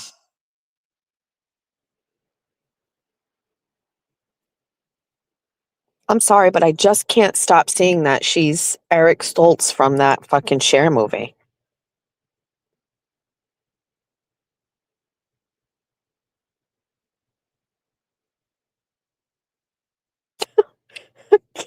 I got a text from Kane at 7:41 a.m. I think Jolene is mad.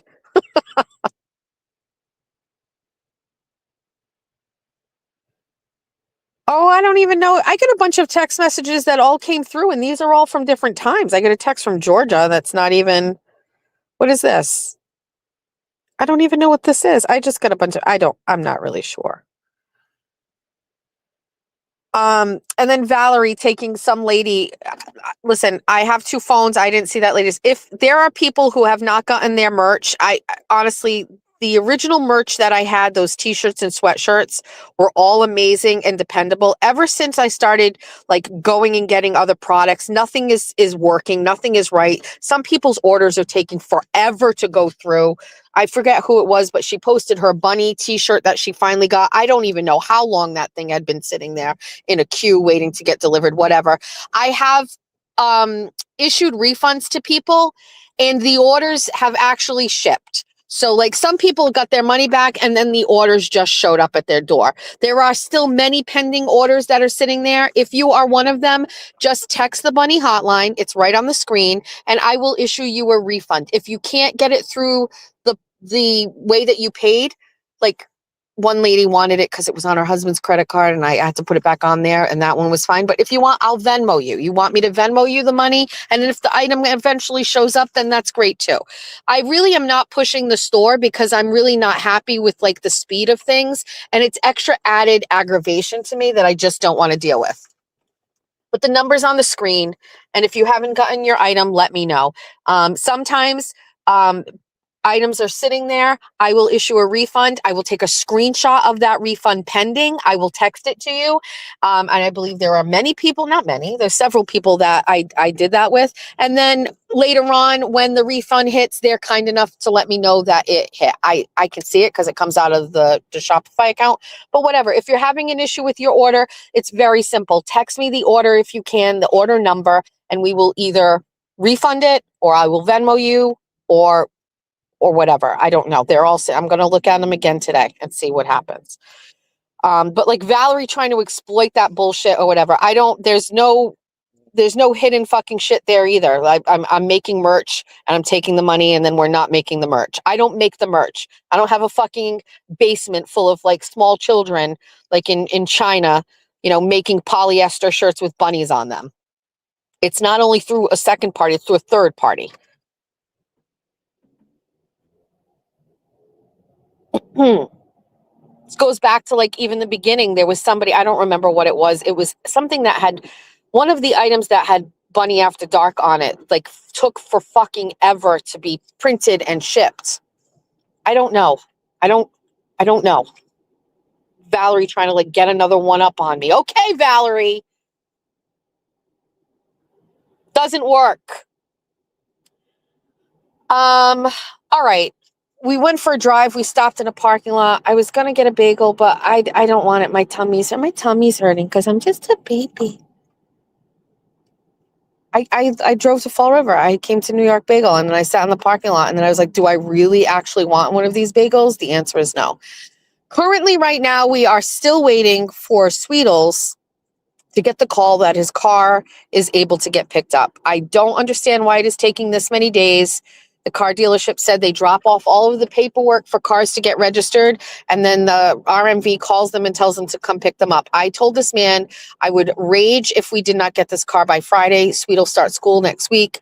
And so it better fucking be ready today. So we're really just going to be on standby for today for Sweetles, and make sure that he gets his car today.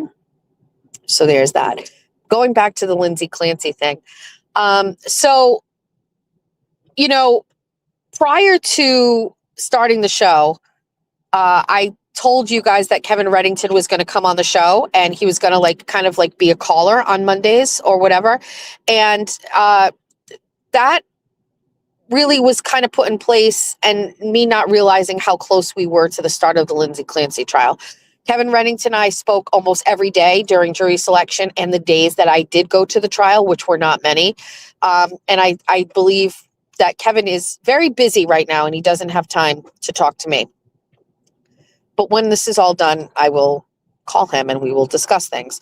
One of the things that I was told from Attorney Reddington was that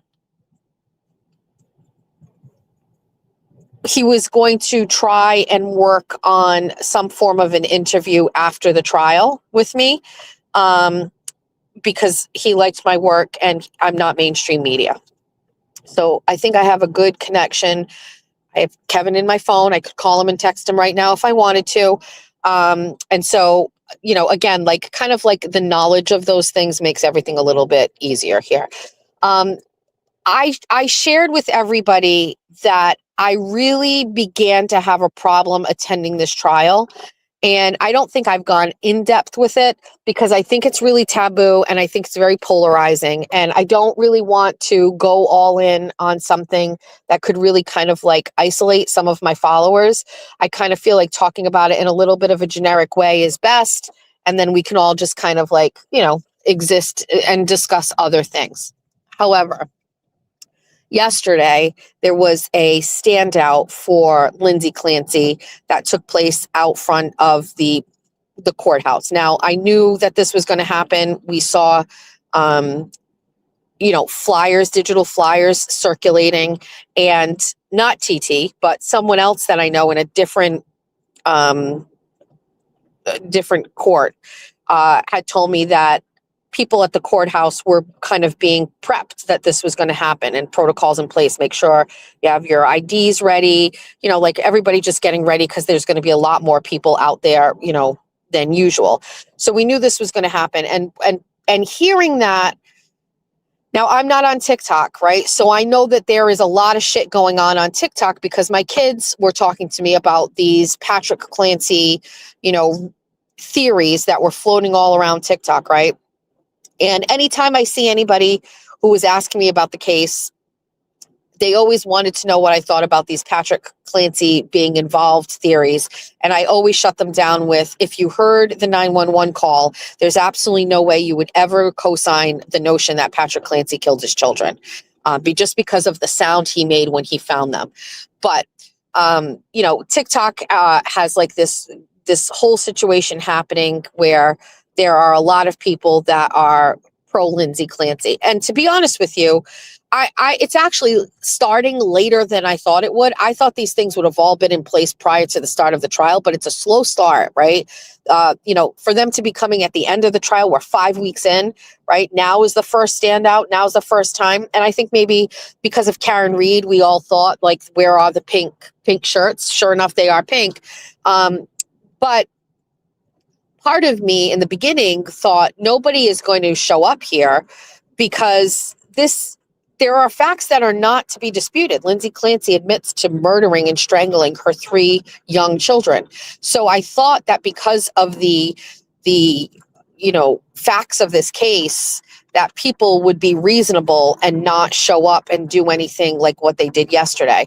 And I've got to be honest with you, when I heard that this thing was going to happen, my sincere hope was that it was just a silent standout, that there was no frenzy, there was no selfie taking, there was none of that stuff. And unfortunately, that did not happen. Okay. Karen Goldberg should be absolutely disgusted and embarrassed at herself and her behaviors.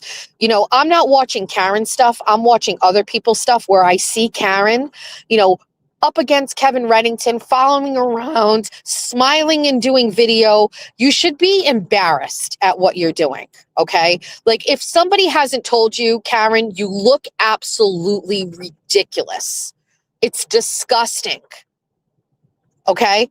And I do have an issue with you. And I understand that some of the people that are bunnies like Karen and are friendly with Karen. And I know Funeral Lady and her have a good relationship. And I mean no disrespect to my friend Amy. But Karen Goldberg should be disgusted at what I'm seeing on cameras. This fangirling over Kevin Reddington. Like, I get it. You're shallow. But it's a fucking murder trial of 3 children, and watching you follow them around and like, you know, I wouldn't miss it. What are you doing? It's gross. It's just gross. But here we are with this standout, and there's cheering.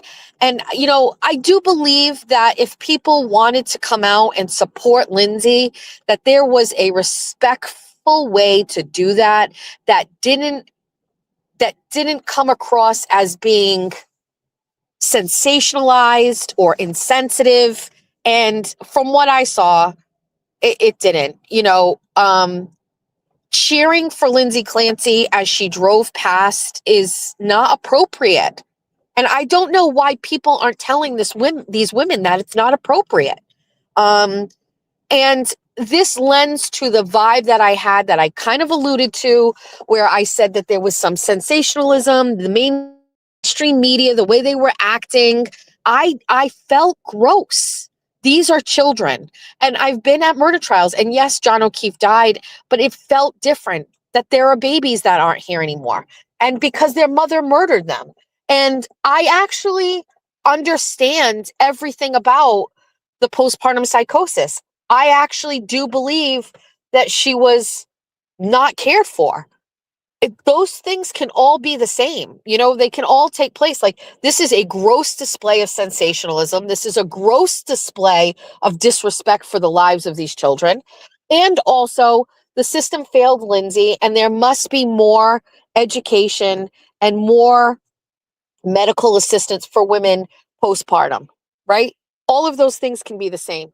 And I didn't want to be covering this. I didn't want to be there covering this case because of how I felt about it. It didn't feel right to me. I didn't like it. I just didn't fucking like it, dude. I didn't like it. I would not have been able to be there yesterday around all of that and been okay. Now, I understand there's a whole other side to TikTok where people are crushing really hard on Kevin Reddington. And I think that I get that.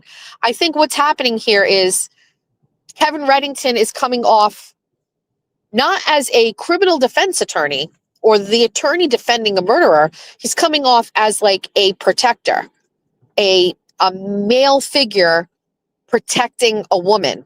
And that is romanticized by women on the internet in a lot of different ways, including like some of these videos that I've seen. And I think Kevin Reddington is doing the best he can to be appropriate with all of the fandom, you know, that is circulating, and people, you know, wanting to take selfies with him out front. And I think he's doing an okay job. I'd like to believe that he kind of finds it all a little unnerving and inappropriate. And from what I see, sometimes it looks that's how he feels.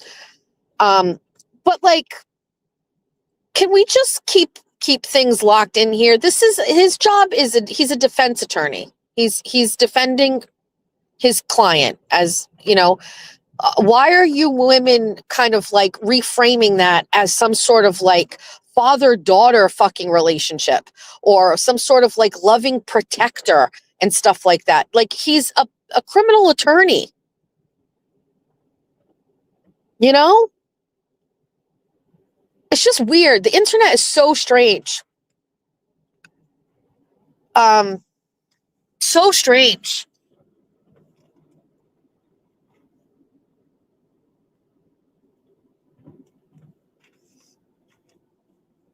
And, you know, I don't know. I've never been more at peace with my decision to not continue to cover that trial than I am this morning, to be honest with you. I always go with my gut, and my gut was I didn't want to be there anymore. But it's like very much reaffirmed today, if I'm being honest with you all, which I am. I'm being honest with you. I'm very glad I'm not there because I don't know how I would be able to report on that. I'd want to go over to somebody who's running up and taking selfies, and just I want to ask them the question, like, do you find this to even be just remotely insensitive? You know what I mean? I wouldn't be able to do it. So that's that. That's that. I also am feeling, God, I felt like last week I was going to get off of X, and I should have got off X, and I didn't get off X. And now I'm feeling like I really just want a little bit of peace, and I want to get off X again. And I just get sucked into this shit. And I really, oh my God, they knocked down this motherfucking house. What? Huh. The house is gone. It's just straight up gone. It's just a foundation there left. That's crazy. That's cuckoo for Cocoa Puffs.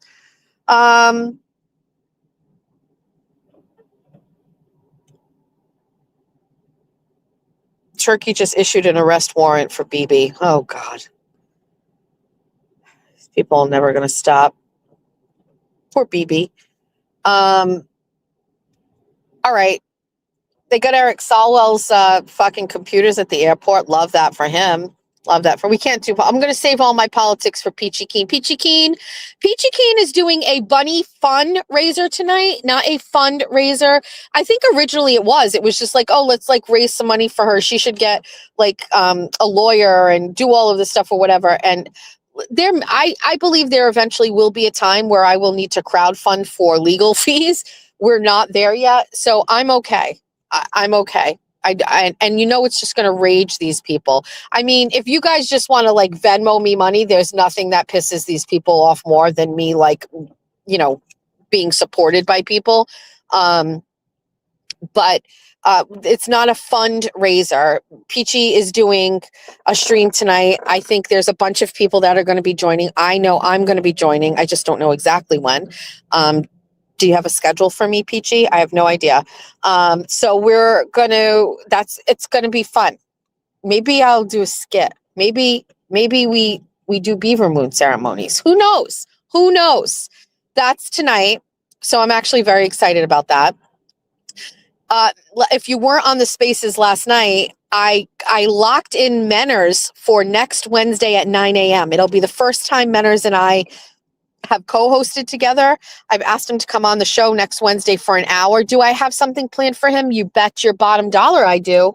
Yes, of course I do. We continue to just add to the depth of what next week is going to be, which is 1 week of not being able to talk about YouTubers. I see you in the comment section saying, don't do what Megan asks you to do. It's not right, blah, blah, blah. I'm not saying blah, blah, blah like to you, but like I get what you're saying, right? Why are we listening to Megan Fox tell us what to do? I love a good challenge.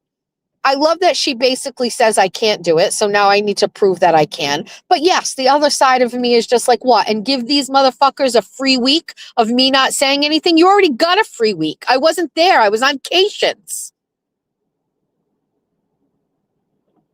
Speaking of Cations, I'm going on another one. We're going to go to New Hampshire, me and Meowsertino. Again. We're just going to get all the Cations in this year. God, no, we don't know what happened. These people are trying to shut me down. Spend the money now. You can't take it with you. Just a weekend. Just a weekend. I love Lincoln, New Hampshire. We just want to go back there. Just go back. Yesterday, I went to go see my friend Jeff Leary at Prestige Auto Mart in Westport, where I have purchased my vehicles before. And I said, can you guys take a look at this car? Cause it's got a little knocking thing going on. And they said, it won't be able to be done until tomorrow. Do you want to leave it? And I said, do you have a lender for me? And he said, no, he has one. It's already out. So I said, well, then I can't do it today. And he's like, okay. And I said, but while I am here, can you tell me if this vehicle is still here on the lot? And my favorite salesman, Omar, who sold me both my other cars and also my mother, her car, and maybe TT, her car there. I have no idea. Omar comes over and he says, let me go see. And for some reason, the car is parked off to the side and it's got a sold ticket, sold ticket on it. And Omar goes, oh, it's sold. Oh, I think it's sold. And I said, shit, that's the car I kind of want. And he goes, hold on a minute. And then he comes back and he takes the sold ticket out, rips it up, and he hands me the keys. He goes, okay, get it. And I was like, sir, does this car belong to somebody else? Did you guys sell this car yet? I don't even know if I haven't even gone over the details with Meowser yet. I don't think I can get this car. Meowser's not going to be okay with it. And he says, yeah. Just get in it. Just get in it. And so I took it for a drive and I really love it. And I also feel sick to my stomach that I shouldn't be buying a nice car. We should just either fix this one or just get another like-minded car just like this one. Let's just get a very simple Jeep. Right? Anyway, so I took it for a drive and I really kind of like it and it felt extremely luxurious. And Omar wanted to give me that car yesterday. Just do the paperwork right now. I said, no. I have to go home and talk to my Jeff. So after Jeffrey and I had that like heart to heart moment where we discussed like him not going online, I offered him a consolation prize. I said, if you really want to piss off Aiden Carney, please let me buy you a turquoise polo and in 2 sizes too small. And I would like you to put it on and the chat said, put 2 small little balloons where the nipples are and put that on and then go on and play your guitar. And that would really, really fucking tick him off. That's how you win. And he started laughing. And when he was laughing, I knew that that was the perfect opportunity for me to mention that I went and test drove this BMW SUV. And so I was like, so we didn't pick up Jack's car today. It's not ready. And he's like, that's crazy. And he's like, so Jack's car in the driveway, do we need, this is how out of touch with all of things. Jack's car is in the driveway. He cleaned out the car, right? So he goes, so Jack's car is in the driveway. Do we have to go register and insure that for me? Bless his heart. I was like, Jeffrey, that car has been registered to us and we've been paying the insurance the whole time. He's like, oh, that wasn't in Jack's name. I was like, no, it's in your name, actually. That car is in your name. So nothing happened to it. It's yours still. And he's like, oh, so I can take it. I can drive it. I was like, yes. It's our car. It's always been our car. It's insured and registered to you. He's like, oh, great. I was like, yeah. I was like, so I went to Prestige yesterday and he's like, did you get the Jeep looked at? And I was like, they couldn't take it. And he's like, so when are you going to chop it off? And I was like, I'm not sure. I was like, but when I was there, I did ask about the car that I wanted. And like the way that I tiptoed around this was just fucking crazy. And, you know, we're really just trying to figure out, is he approachable about it or not? And he's like, okay. And I said, it's really nice. And he's like, okay. And I was like, it's like a 2019. It's got 90,000 miles on it. He's like, okay. And I was like, I took a picture of a video of the inside if you want to see it. And like reluctantly, he like looks down on it and he rolls his eyes and he's like, Jessica, no. And I was like, okay, all right. It's okay. It's fine. I haven't brought it up again, but the answer currently right now is no, I can't get it. It's fine. Basically now what I have to do is I have to just fix this car and keep this one, and that's it. And we're going to be okay with that. And stop getting upset over it. It's just how it's going to be. I can't get the car. I have to get this car. I have to keep this car. We have to fix this car. And that's it. This is the sensible choice. It's the sensible choice.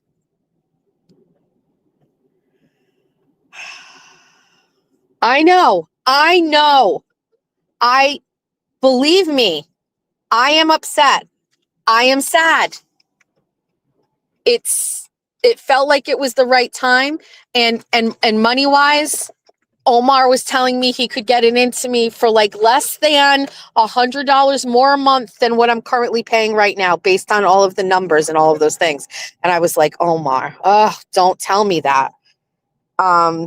Which is like what? $25? I mean, just it's possible, but Meowser has said no. He said it can't happen. And I have no choice. I have to accept that that is what my husband wants.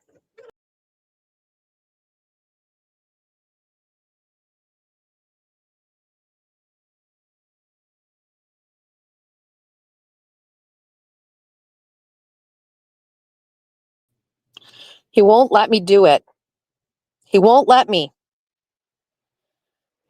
There's nothing that we can say or do to convince him otherwise. Believe me, I have thought about how I can negotiate this. I have thought about what are my options. I have thought about it, and I just am coming up with nothing. He won't even notice. You're right. There is a portion of me that believes like he if I do it, let me show you.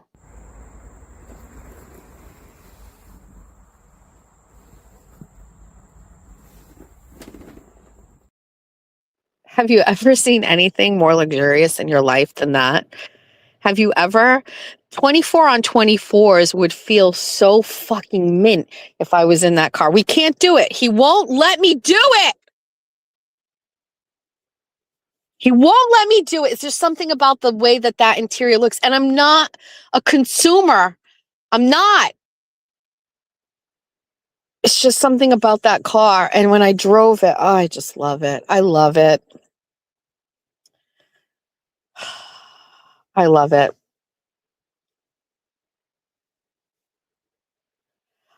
I know, but what if I only had it for a year? What if I got it for 1 year and then I traded it back in? It's almost like a lease technically. What if we buy it like this car we've had for a year and we're going to trade it in, we're going to upgrade, and then maybe next year we go backwards and we get something simple like a Hyundai Sonata sedan again, like, well, it's not permanent. We can just keep trading it in. Either way, it doesn't matter. We can't get it. Jeffrey said no. It's white on the outside. I don't know if you could see that. It's just get it. We'll put Jeep decals on it. I've had 2 BMWs in the past. Mima has a Mercedes that she got from Prestige, and it has had not one single problem. It has been a perfect, wonderful car. I believe that Jeff Leary guides me towards cars, that without any issues, although this one, I don't know what this situation is with it. It's something that we can't do. So we asked Meowser. Meowser said no. I adhere to the patriarchy, and the answer is no. So what we have to do next is get this car fixed, and we will be happy and satisfied with that. And we will dream about that particular car. And that's it. That's it. Real Peachy Keen. I'm sorry. Let's change everything. I need you to do a fundraiser. I need to generate $10,000 in cash so I can go and buy that car. So Meowser Tino will have no choice but to accept it.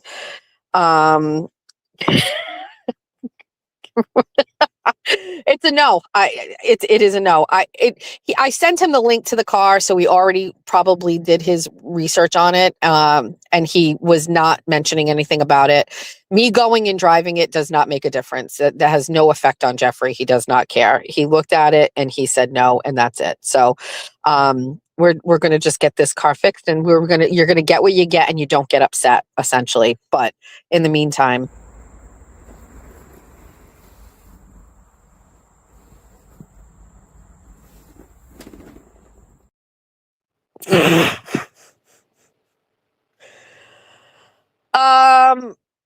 anyway, so that's that. So let's see. It's Friday, and what am I? I don't even want to go on X. I don't want to be on there. I don't know what's going on. What is there anything I need to know?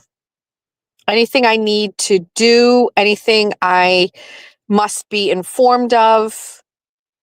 Anything happening in the real world? I know it's the interior is so nice. I know. Get the car and apologize later.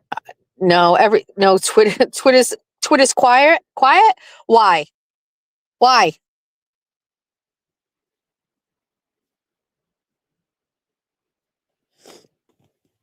I was on a space last night for until 2 a.m. There was a little bit of a potential romance connection happening on there between Dirty Water Diva and one of the KMS guys, which I thought was, oh my God, you guys, stop. I just got a text from Meowser. And he said, when did I say don't get the car? He said no. Mauser. Hey Mauser, it's me, Mauser. What do you mean by this text message that says what what do you mean by this? What do you mean by this? Hold on.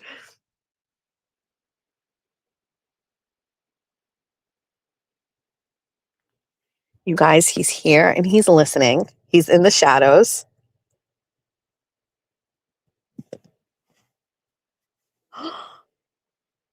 He said no BMW. And I said, you said no BMW. And he just texted me and he said, no, I didn't.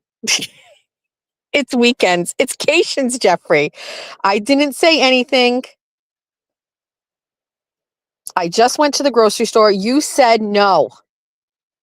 You shook your head no and said no. Let's get past this, Meowser. Can we get it? Wait.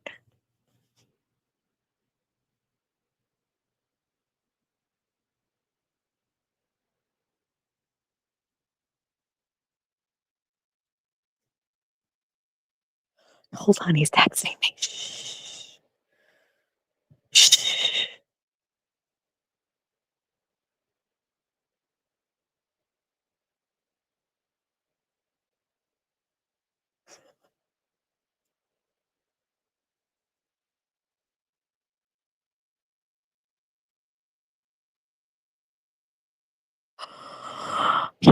He's there's 3 dots moving.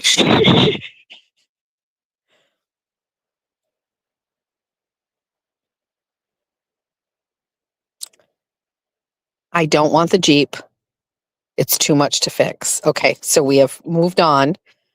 Okay, let's type. I agree. I agree.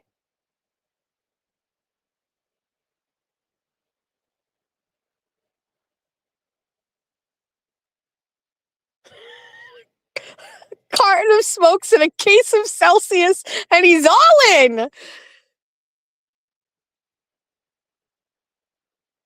But the BMW shouldn't be the only option. Ugh. It is like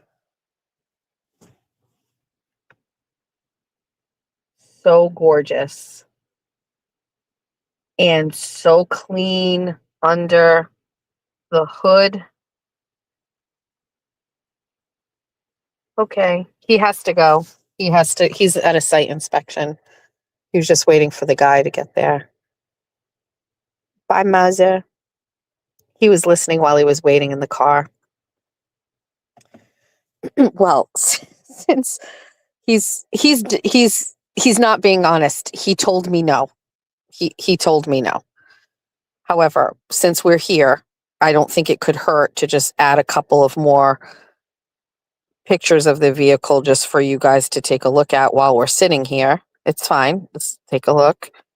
Hold on.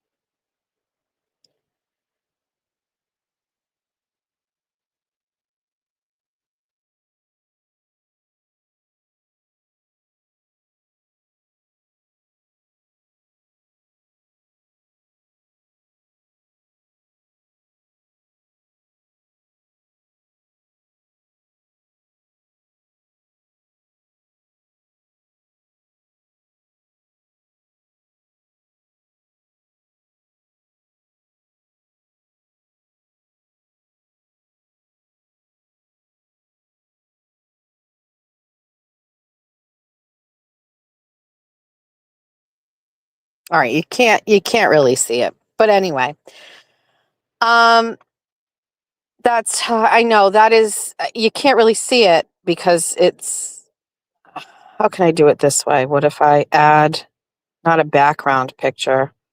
What if I add where do I do it? Oh, right here. I can do it this way. Hold on. I got you, Lauren.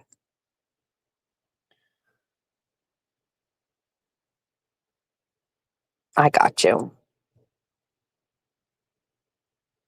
There.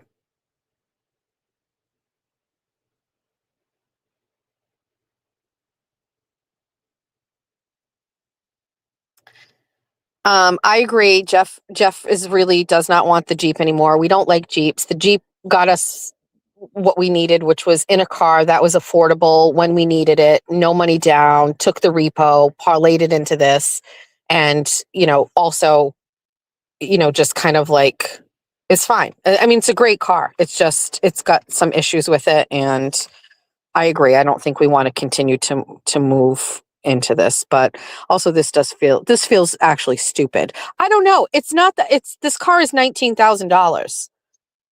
I paid. I don't know. We have to figure this out. Lauren, I know that is definitely part of the uniform. Pam, Mercer, it's all a white SUV. Then you just become a realtor and then, you just go make millions. That's how it goes.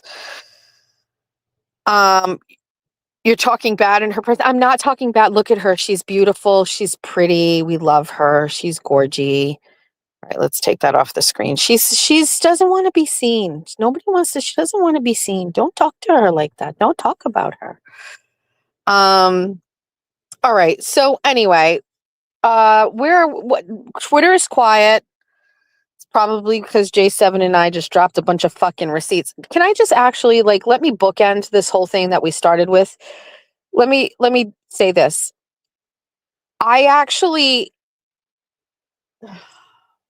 hold on. I got to add something else here too. Hold on. I hate working off of my phone. I should just get out of the driveway and get in the house and we can handle it this way. But we're in the car. Hold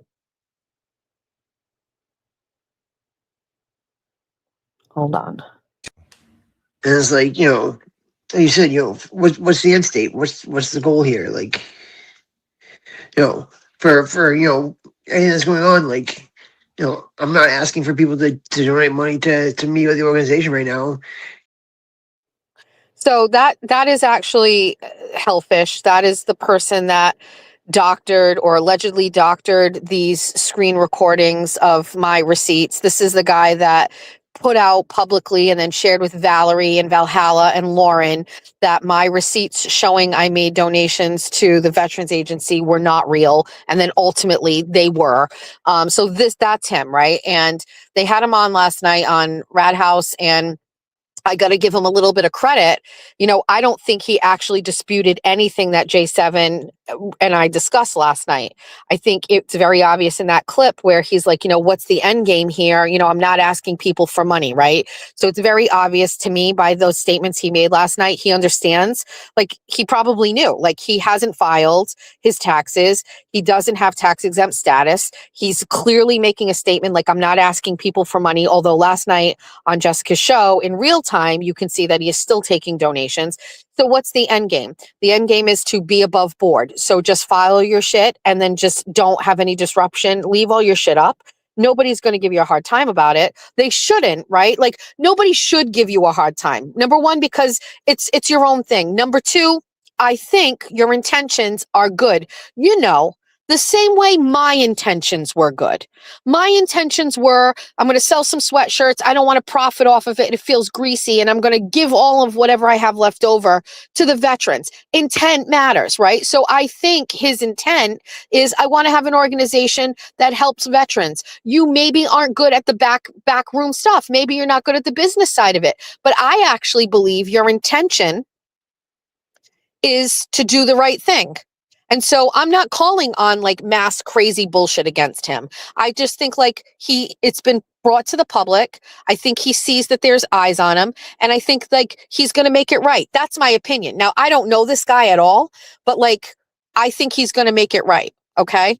However, sir, I just want to let you know that the irony is not lost on me, that you went all in and made it sound as if I had done something wrong. There was bad intent. I was lying.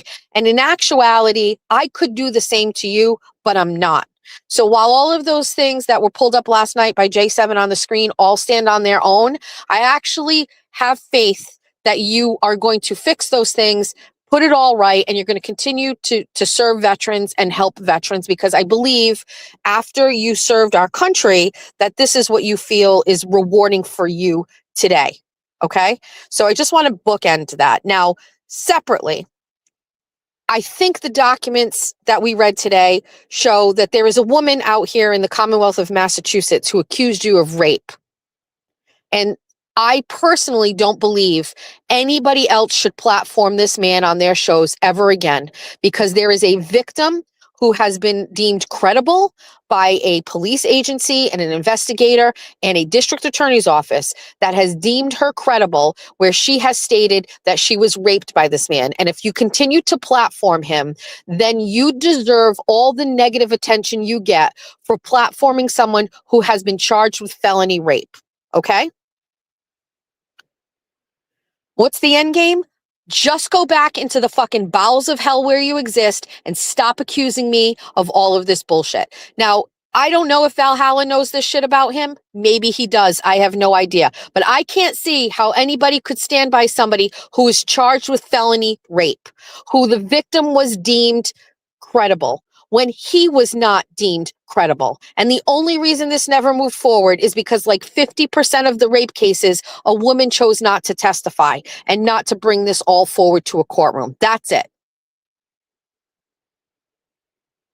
Bye, Ben Rosa. Have a great day. So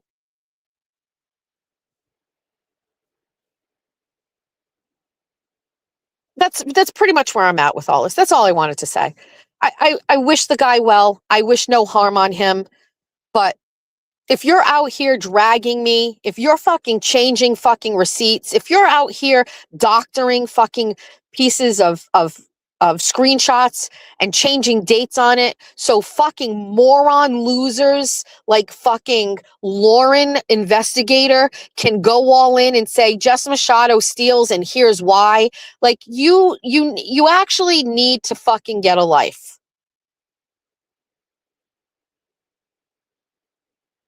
We haven't even talked about the Baker situation, and I don't know if I want to give it any. Maybe we have to, because we're not going to talk about these people next week. And we touched on it last night. But like, how are we all out here in these YouTube streets listening to a man basically say in one Four Loco stream, I hope, Jessica, you are never in a position where you have somebody threatening with a knife to harm their baby or whatever. But then like later on, when you think nobody's paying attention or nobody's going to put these two things together, you say, I I had to leave my children for 11 years because that was, did you leave them with the knife wielding crazy ex-wife, sir? Do you want to talk about that? Did you leave your 2 daughters with the woman who used the knife to threatened to cut a baby out of her stomach? That's who you left your children with? You better fucking explain your shit. You better explain it. Because I'm not really sure that we're ever going to really let that go.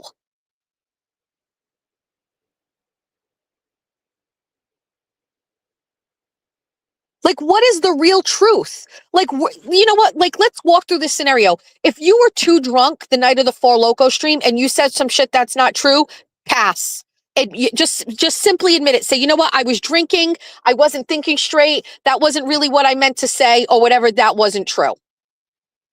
But you cannot, in a stream that has been viewed thousands and thousands of times, when you're attacking me, lying about me on that stream, go on and say that your wife used a knife to threaten to put her or your child in harm's way, and then tell everybody else later on, and Jessica Walsh tell her privately, that you actually never saw your children for 11 years, sir? What was there a threat over the course of 11 years for that woman to harm those girls? Were those girls in harm's way? I don't know anything about the court system or the family probate system in Denmark, but what happened to those threats? What happened? How could a court in Denmark ever let a woman raise children when she threatened violence against them? Was there a police report? Was there documents of that? Can you get the police report? Can you find out exactly how it came to be that a woman who threatened fucking physical violence that you wanted to make sure everybody knew about while you were running your fucking mouth about me, you fat fuck? You want to go and get all that? You want to tell everybody about it? You fucking performative, lying fucking piece of shit. You manipulating, gaslighting fucking asshole.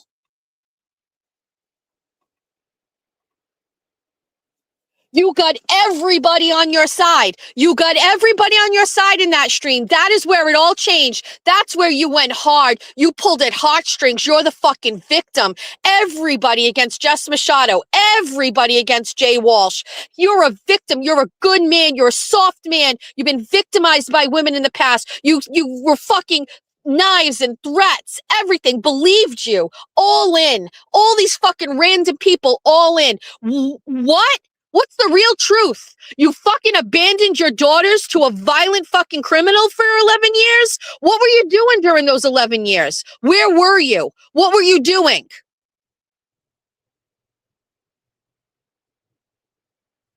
Like, it's bullshit, Aiden. It's bullshit that this is the person that you decided to get behind. Why? Because he said, I also was victimized, just like you were victimized from Meredith. Stop it with that stupid fucking narrative. You were just as guilty for the shit with you, what you did to Meredith, as she was to you. That's why a judge didn't issue any fucking orders against either one of you, because you were both responsible. But you needed somebody else to align with you being a fucking victim, Aiden. So you fucking pick this lying fucking prick who's from a goddamn other country where you don't have access to court documents. You can't do what you're doing to my husband. You can't do what you do to everybody. We don't know anything. We just have to sit here and take it up the fucking ass while this fat, ugly prick lies to everybody and tries to destroy my platform and destroy my life. That's facts. And I'm actually goddamn fucking tired of it. This shit with Hellfish has made it worse because now you're adding yet another layer to the bullshit. You're bringing in another person with no character. You're bringing in a goddamn accused rapist.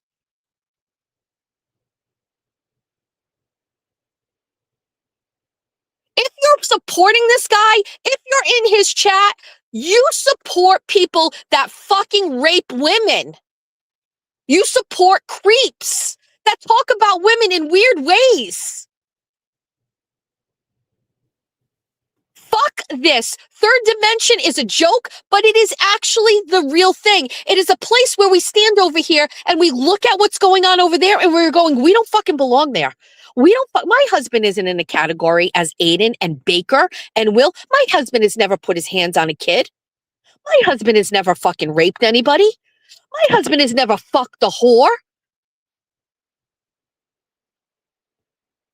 Stop fucking feeling like these are people that are like our leaders. These are our people that we should like look to for fucking like resolution or for moral. My husband was right in the chat. He was right. The shots fired were where my husband was in the comment section of my show. And he said, why is Aiden Carney the moral compass in this situation? He's not.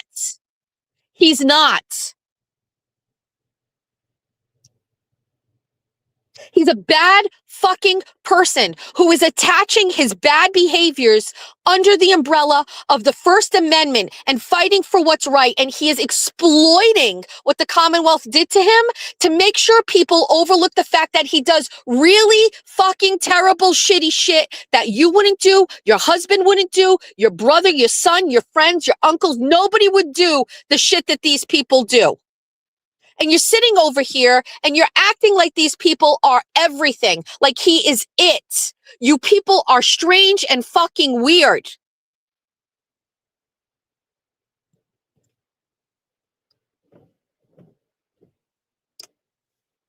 Go back to the start. His attorney, his goddamn attorney that you motherfucking people paid for, told him to not go to Lindsay Gattani's house. What did that motherfucker do? Not like a sensible person like my husband who adheres to rules and to the law. He fucking went against the advice of his attorney that you pay for and went over to that fucking house. Explain that to your children. When you're trying to raise good kids, Aiden, when you're the dad of the motherfucking year, you went against the advice of your goddamn attorney who knows the law, who knew that you shouldn't go anywhere near there, and you fucking did it anyway.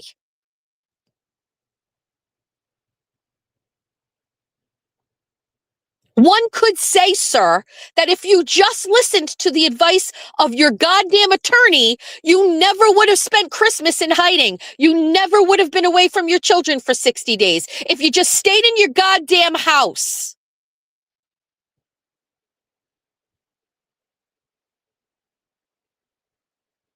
He didn't go to jail because he was fighting for Karen Reed. He went to jail because he, against the advice of his attorney, he left his home and went to the home of Lindsay Gattani. That is it. If he had not done that, if he had followed the rules, if he had done what his attorney had said, he never, ever, ever would have been taken from his children.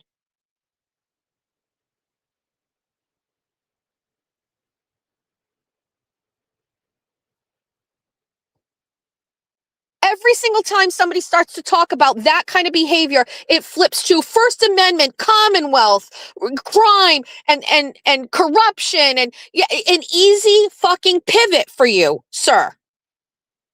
But over here in the third dimension, we want all of it. We want to look at all of it. We look at the whole thing.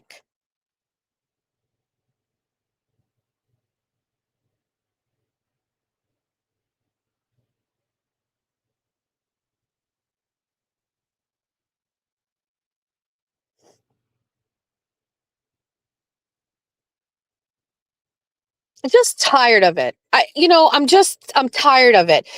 I'm tired, like, opinions or making jokes about people out here, even the shit against LTL, the jokes about Baker and the fleshlight, that's one thing. You people take it too fucking far. You have no thick skin. And now what you get is this version. I'm so sorry, Jolene, you don't like it. I'm so sorry, fucking Megan Fox, you don't like it. But these people are assholes.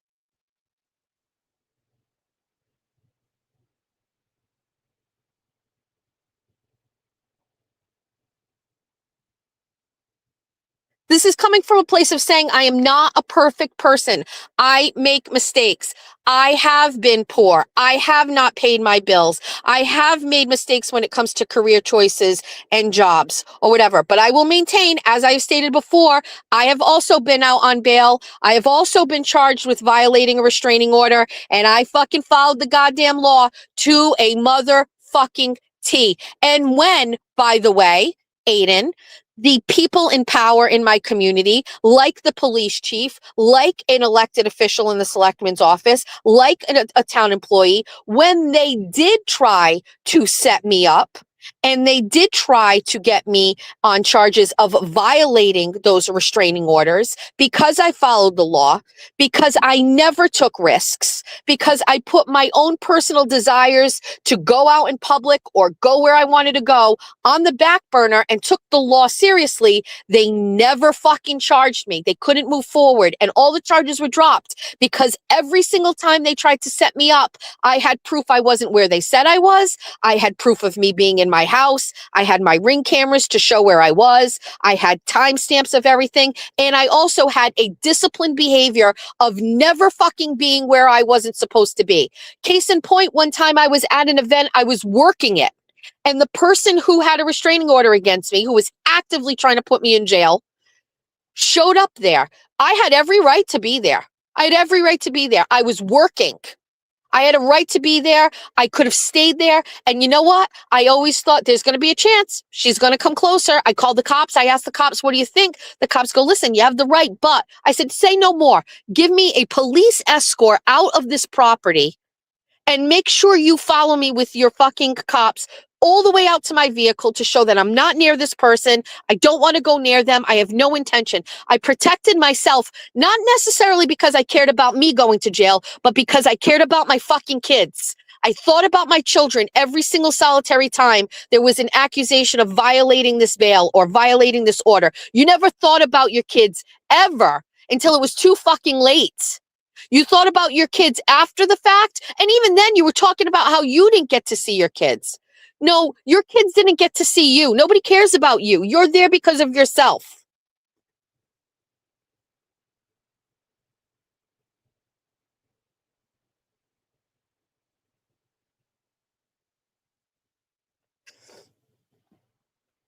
How about you just stay the fuck home? How about that?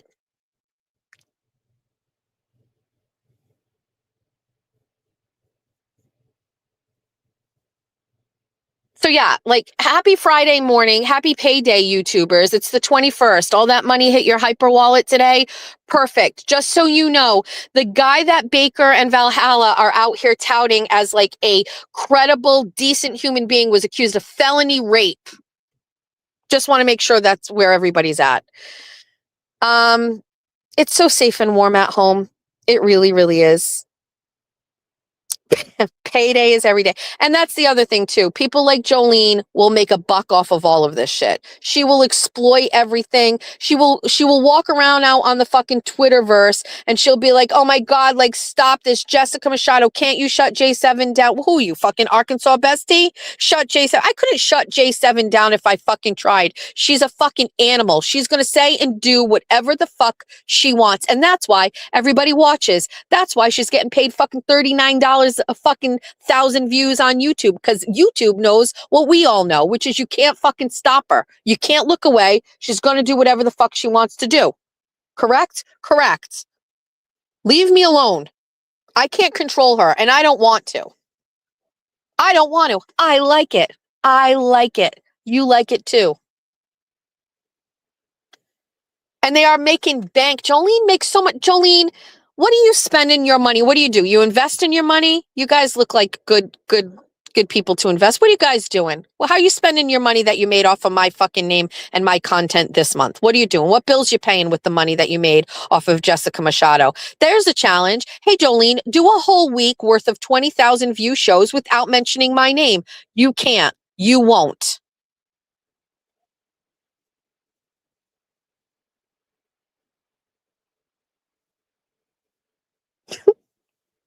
What are all of I can't do anything. Jessica Walsh, happy 1-year birthday bun buns. 600 joules from Corn Dead.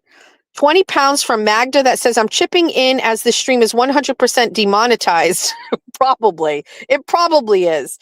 Gifted 20 Jess Machado memberships from Jay Walsh. Thank you. I can't see the rest of these. Hold on. Nudes so far gifted a membership. Thank you. Enchiladas Texas gifted 5 memberships. Sandy gave 10 jewels and then 10 jewels. Kath Booth donated 30 jewels. So did Lana.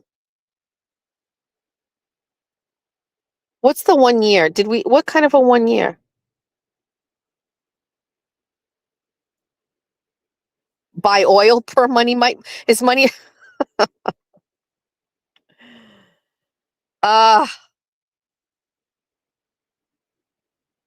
They do not get any views. Lauren, common sense investigator, if I explained this 1,000 times, if she knew how much I goddamn enjoy the fact that the only time that girl ever gets views is when she streams my shit, she would never do it, but she does because she doesn't care. She does not care. She just wants the money. What family do you work for, by the way? What family do you work for? Whose children are you fucking with every day? Do they know that you support an accused felony rapist? Weird. Weird. What song do we want to listen to right now? I think we're going to go in the house. I think I want to listen to... No, not that one. Yeah.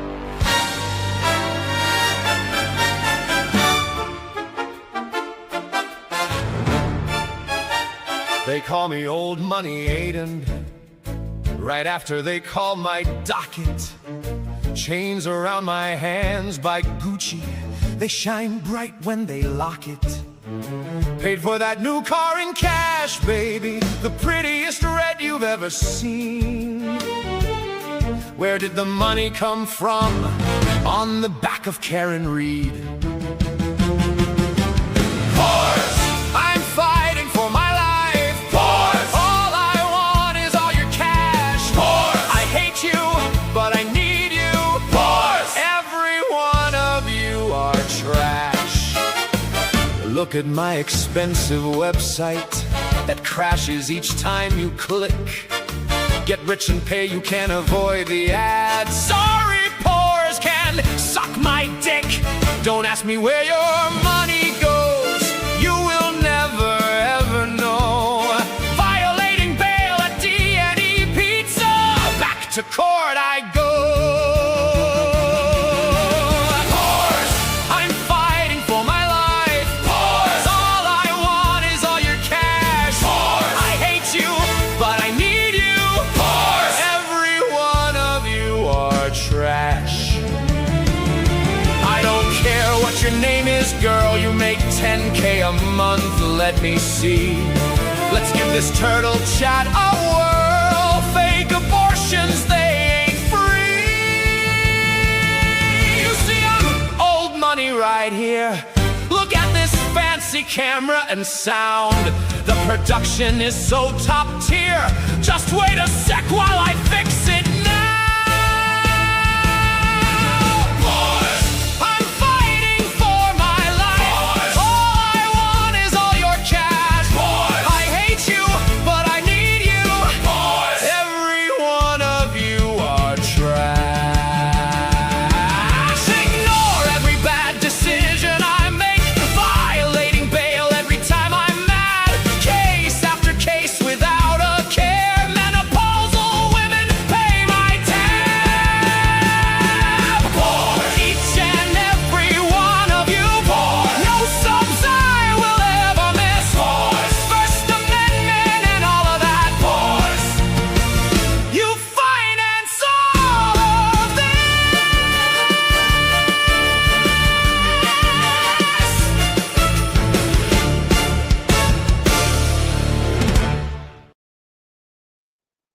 I can't decide if that is my favorite song over Doughboy Can. I am partial to Doughboy Can because it was at a time when I was like really, really, really sad.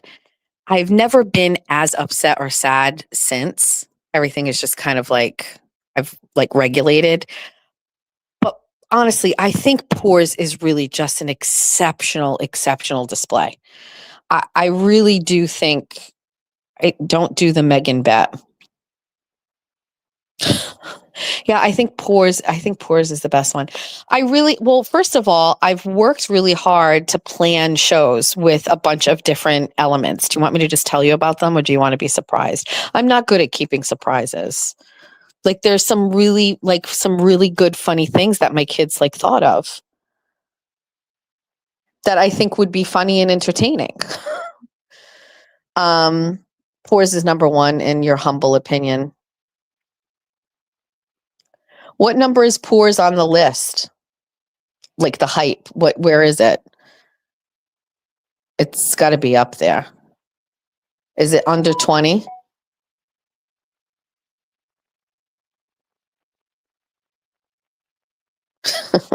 It's number 9. Oh man, enjoy it. Enjoy number 9. Let's fucking go. Wow, so great. I love it. Amy is saying you can do both. Do your stuff, but don't quit talking about them when they keep talking about you. That's, yeah, I don't know. I think we've got to figure it out. We have a lot of things that we planned, and I think that we kind of need to move forward with those. It is also the first week of school. Georgia claims that she told me school actually starts Wednesday. I will maintain that she told me Thursday, or maybe she gave me the number and it was the wrong. I don't know, but school starts on Wednesday for Georgia. So Wednesday and Thursday, and then Friday no school. First day of school is going to be a little different, as you heard. I am not bringing my child to school on the first day of school. Her boyfriend is picking her up, and they are going to get pumpkin spice thingies at Dunkin', and then they are driving to school. This is a big deal for me, but I'll allow it. So that's what this week is going to be looking like. Back to school, challenge from some lady named Megan Fox, who I'd never heard of before, is basically telling me she believes in me and she thinks it would be changing for me and my brand if I just stopped talking about everybody. And I was like, yes, challenge accepted. And then I was like, yes, let's plan it. Hey, everybody was here. My kids and I, we all worked out these ideas. And then I was like, yeah, we're going to start next week. And then she's like, the fuck you are. Like, start right now. Start right now. Stop talking about doing it and just doing it. You're not the boss of me. You're not the boss of me. What are you, Anthony Fauci? You can't tell me I have to do something. The answer is no. I'll do it whenever I want to. It doesn't matter when I do it, Megan. If I can do a week without talking about content creators starting yesterday or starting next week. The challenge was, can I go 1 week without talking about YouTubers? And I said, sure, I will do it. I will try. Now I'm wondering if I even want to. I believe the chat, but also it would be kind of fun to just be like, you know what? Will everybody make content off of me doing content without talking about the YouTubers? Like, will Lauren, Common Sense Investigator, Eric Stoltz, what's the name of that? What's the name of the movie? Please. It's like out of my, what's the name of the movie? Is it The Face? What's the name of it? What, what they'll do, right, is, so say on Monday, mask. Thank you. Mask. Okay. So, say I do this on Monday and I put together a 4-hour show. And during that whole show, we just do all of these things. We have a guest. We have these activities. We do all of these things. We do 4 hours. Is Lauren going to take that show and put it on her show and make fun of it the whole time? Because that, I'm not in the business of doing that either. If this bitch is going to take my show and she's going to make fun of it, I'm going to talk about her and all of her friends. Right. So I'm not really sure. Maybe we do some sort of hybrid thing. I'm not really even sure. I really need to think about it. I need to think about it. Also, I had respect for Megan Fox. I was kind of did a little research on her. I was like, okay, all right. Now I'm not so sure. I'm not so sure. I'm not sure. So we have to think about it. That's all I'm saying. I am their content. You and I know it. They know it. Valerie's listening right now. Think about this. Valerie's listening right now. Jolene is listening right now. Megan's listening right now. Warren's listening right now. Baker's listening right now. Jim Altman is listening right now. Think about this.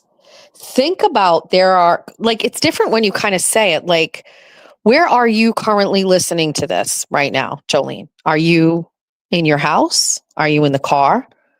Are you sitting on your couch? Are you still in bed?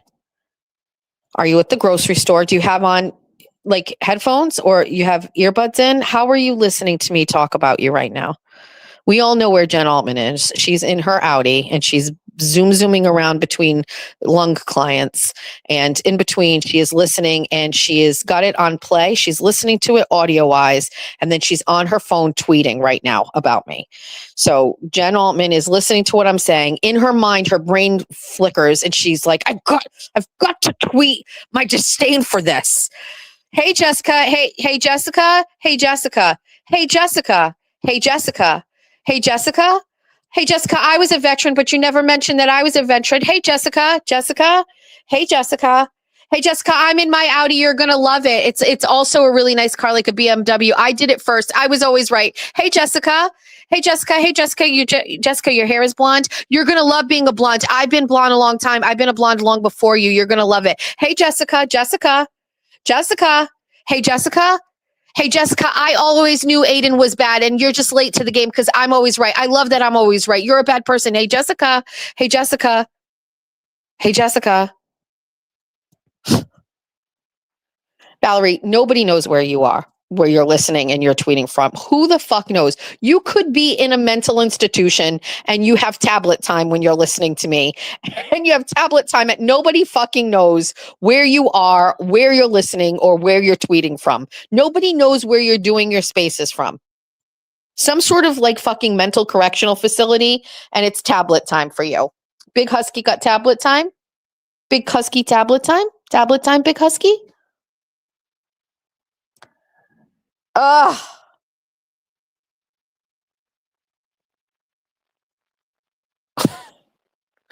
Who said a barn? She's in a bunk.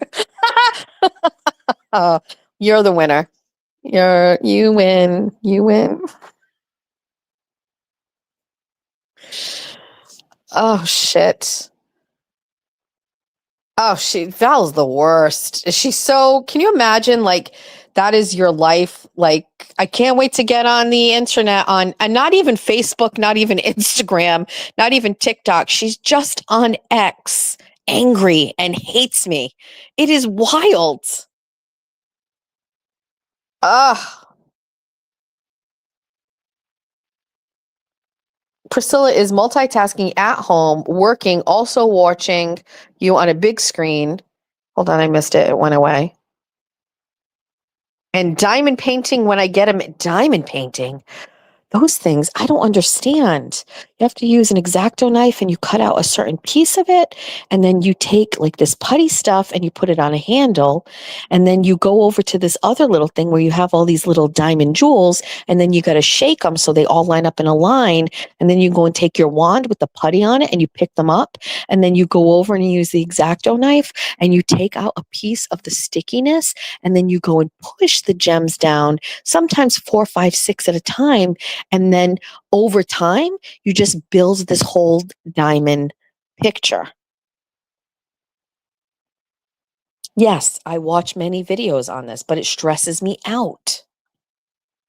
I really feel like I would rather just do one diamond at a time. Like I'd rather move fast and go one, not like take the time and do. Oh, guys, Meowser's calling me. Shh, shh, shh, shh, shh, shh, shh, shh, shh. Hey, Meowser. Hey,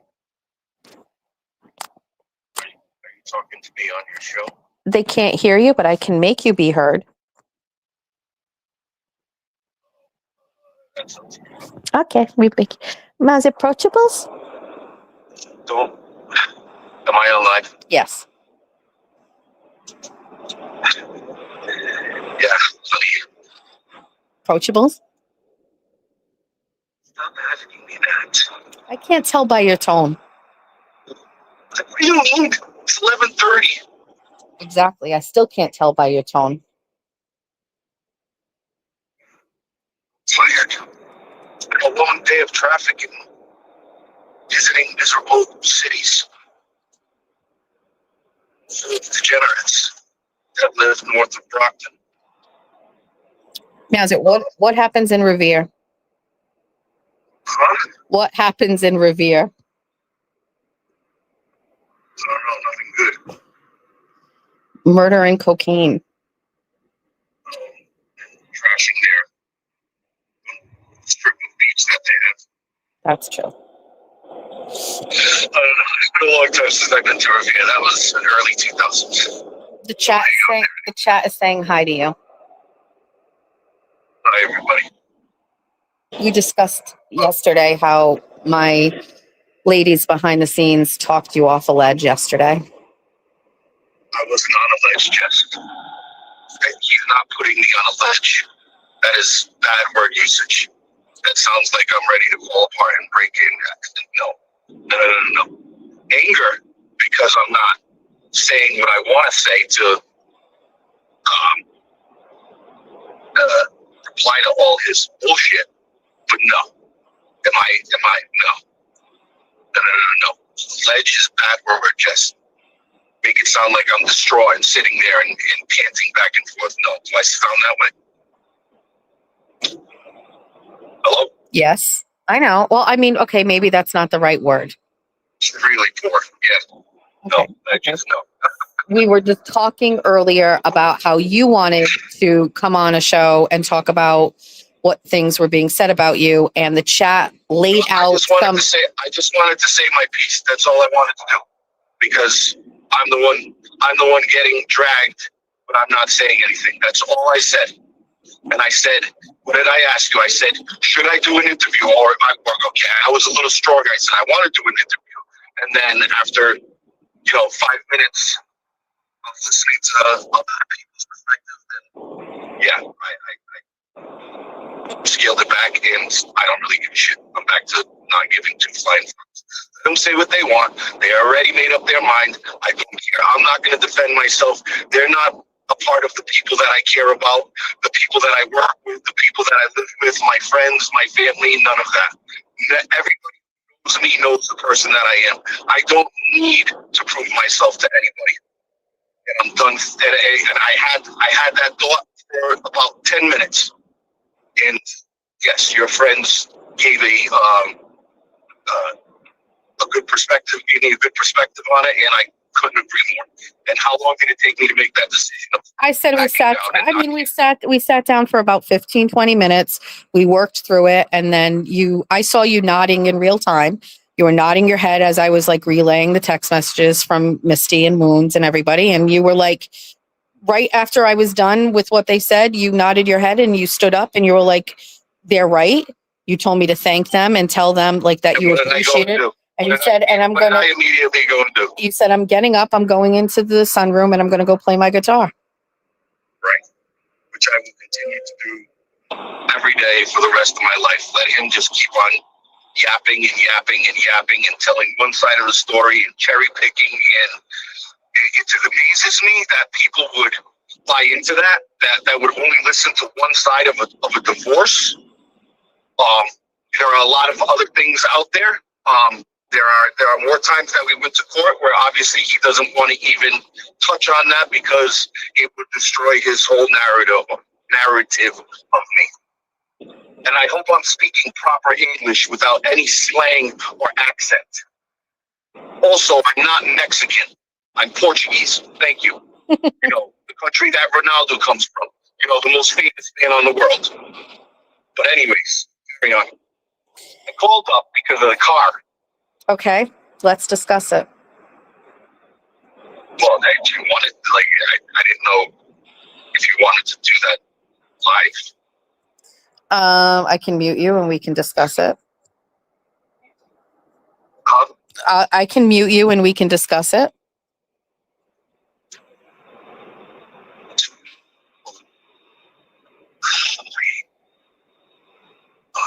Sorry. I was trying to cut everybody off on this. I muted you. What do you want to discuss about the car?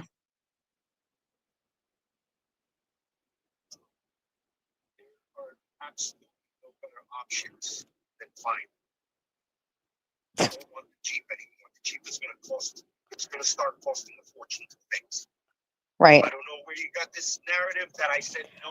Jeffrey, you literally said no BMWs. That's what you said. You said no BMWs. None. No. We're not getting a BMW.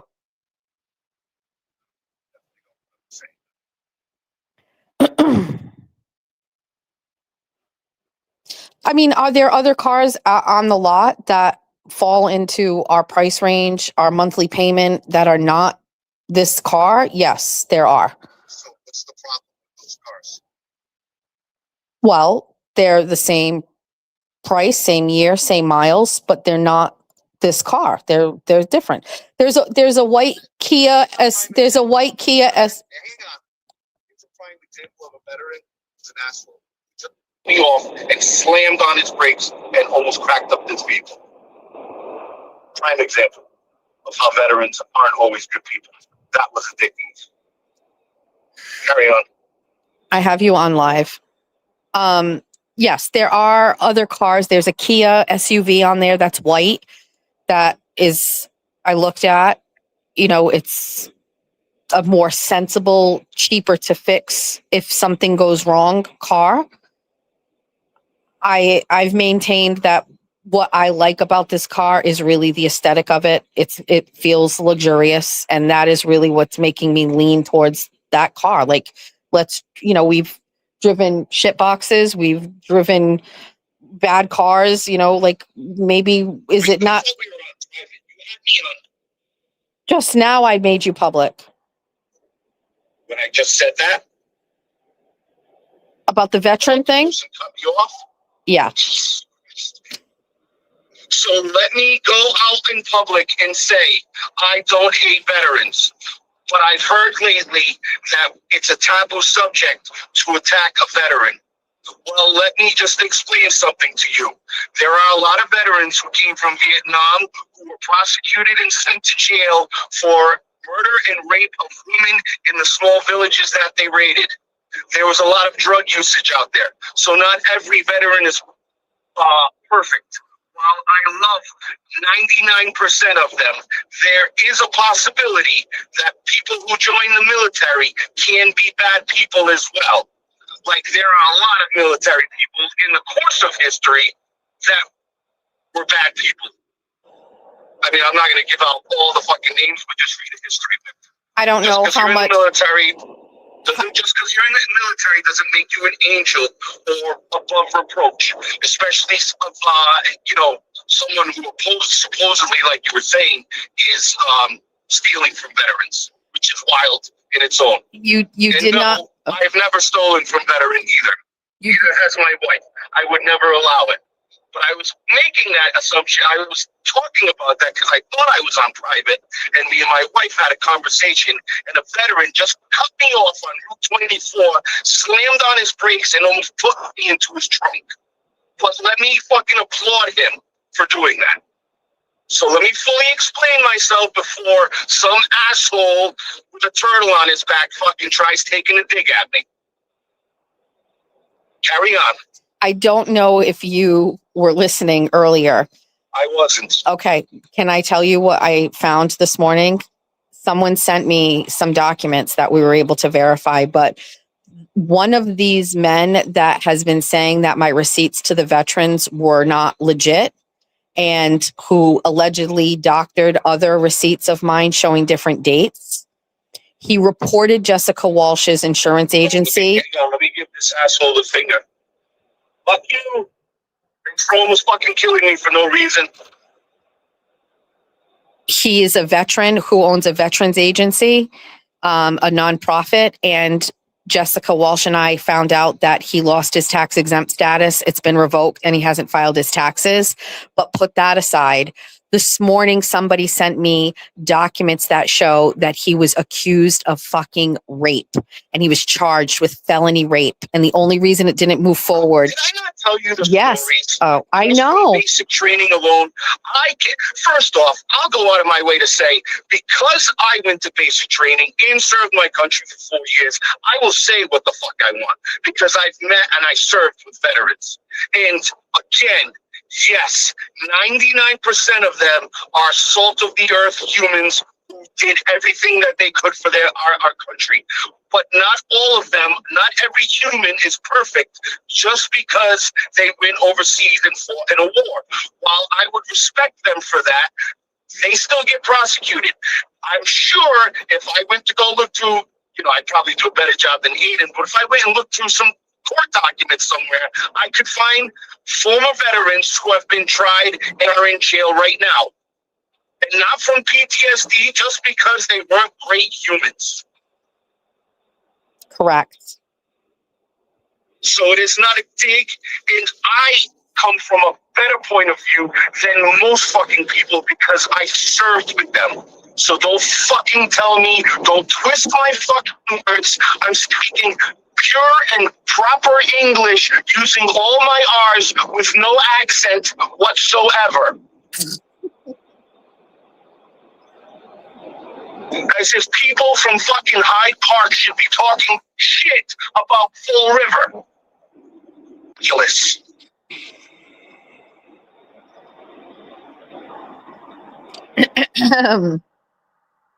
Or Worcester, or Worcester. I don't know how to fucking say it. Nobody fucking cares about that city. We all want the Red Sox back in Pawtucket, and I'm not even a Red Sox fan. But nobody gives a shit about the Blue Sox. So save your fucking pictures, because nobody gives a flying fuck about Worcester. From what I hear, attendance is way low because nobody gives a shit about Worcester. But go ahead, keep mocking Fall River. I'm not even from fucking Fall River. I'm from Somerset, which is a much nicer town than Worcester could ever fucking be. Somerset and some are not. Some are set and some are not. Certainly better than any shithole city in this fucking state.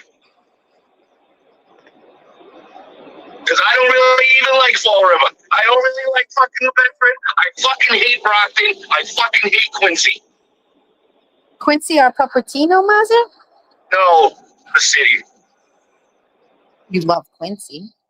Me and the guy I work with were just in Quincy last week, dude, and watched a 15-minute fucking fight from some guy in a car yelling at some guy in a fucking who's walking his dog, and these people were like tweaking on each other. But sure, anything north of fucking Fall River, it's just splendid. Just super fucking people. Just amazing. Talking shit about southeastern Mass, that's wild. The best part of my fucking Massachusetts. Sorry, I'm going on a rant. The chat said, let him cook. I can't hear you. The chat said to let you cook. It's just wild. It's wild on those streets. Back to the car situation. You know what, man? I just want a new car and a reasonable one. Okay, maybe this one is reasonable. Did you see that it has a moonroof? I just almost don't even care. Don't laugh, because then I will start caring. Stop laughing. Okay. Maybe we'll just discuss it. Maybe that's not even a nice laugh. That's like a devious laugh.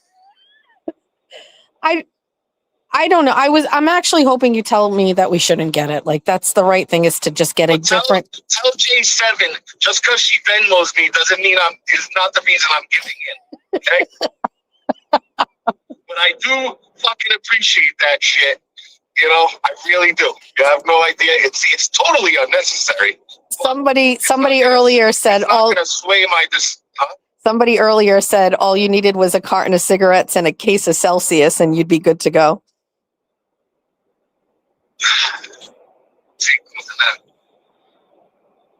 I just don't care. I just don't want the Jeep. I just don't care. I don't want to deal with it. Just go fucking do it. Whatever. I don't care. When the car breaks down, I'll be able to go back on your show and then we'll have another conversation of how stupid it was to buy an expensive car. Because just so you know, BMW, when it needs to get fixed, it's going to cost us a fortune because the parts are ridiculously priced. and you can only take it to special fucking mechanics who deal with BMWs. So I hope you're keeping that in mind when you get it. And don't be looking at me like, where are we gonna take, like, No, You that's want all this right. BMW? That's why we're not going to get it. You're right. That's exactly right. That's You why. want this BMW so bad, I'm gonna leave all of it in your hands. No, I'm not. No, I don't want it. That's no, why. no, you get it. Go get it, girl. You go get that car, girl. You're an You go asshole. get that car, and you can thank J7. I don't want it. That's exactly what I need to hear. You can even have her insure the fucking car for you. Okay? Because I imagine we're going to get a premium price on that car from fucking J7. It's okay. We're not going to get it. We're going to look at something a little bit more Oh, no, we're sensible. going to get it. Oh, no, we're getting it. No, I no, want a BMW. no. I want a Beamer, bro. I No. want a Beamer. no. We are going to get something much more sensible. I want a fucking Beamer, No, bro. we are going to get something sensible. Huh? We're going to get something Who said sensible. sensible. Sensible's so boring. Let's be pimp. Let's use our new money on a fucking BMW. New money. Let's do what old money would do and buy the BMW, even though it's not fucking reasonable. It's not whatever the fucking word you're using. I'm having a brain fart. Yeah. No, No. no, Let's do the new. Let's do what old money does.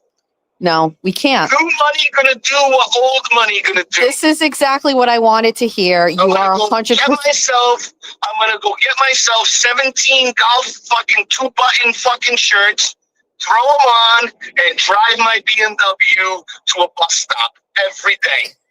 Let's go.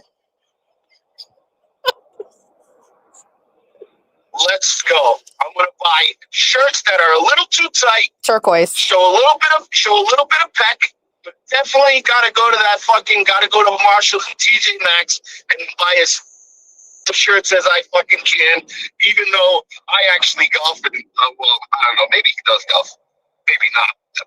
I tend to think somebody who wears golf shirts that much probably doesn't golf because they know, He does not golf. He is definitely not golfing. He's doing a golf. I figured. He's doing a golf fundraiser. Real golfers don't take their golf clothes and wear them to bus stops. So, I mean, let's be real. And I'd like to talk about the old weight thing. I find that to be hilarious. So this one's for Baker. If somebody is calling me morbidly obese at 6 feet, 250 pounds, what do they think about you? They must think you're going to fucking die tomorrow because you got like 200 extra pounds on me. I find it wild that, like, unless you're going to show me your fucking six-pack and your fucking muscles, to stop talking about other people's weight. Unless you're a rail from fucking Hyde Park who looks like the fucking stripper who took a shit in Ted with their teeth falling out. Shout out Boston Amy. Shout out Boston Amy.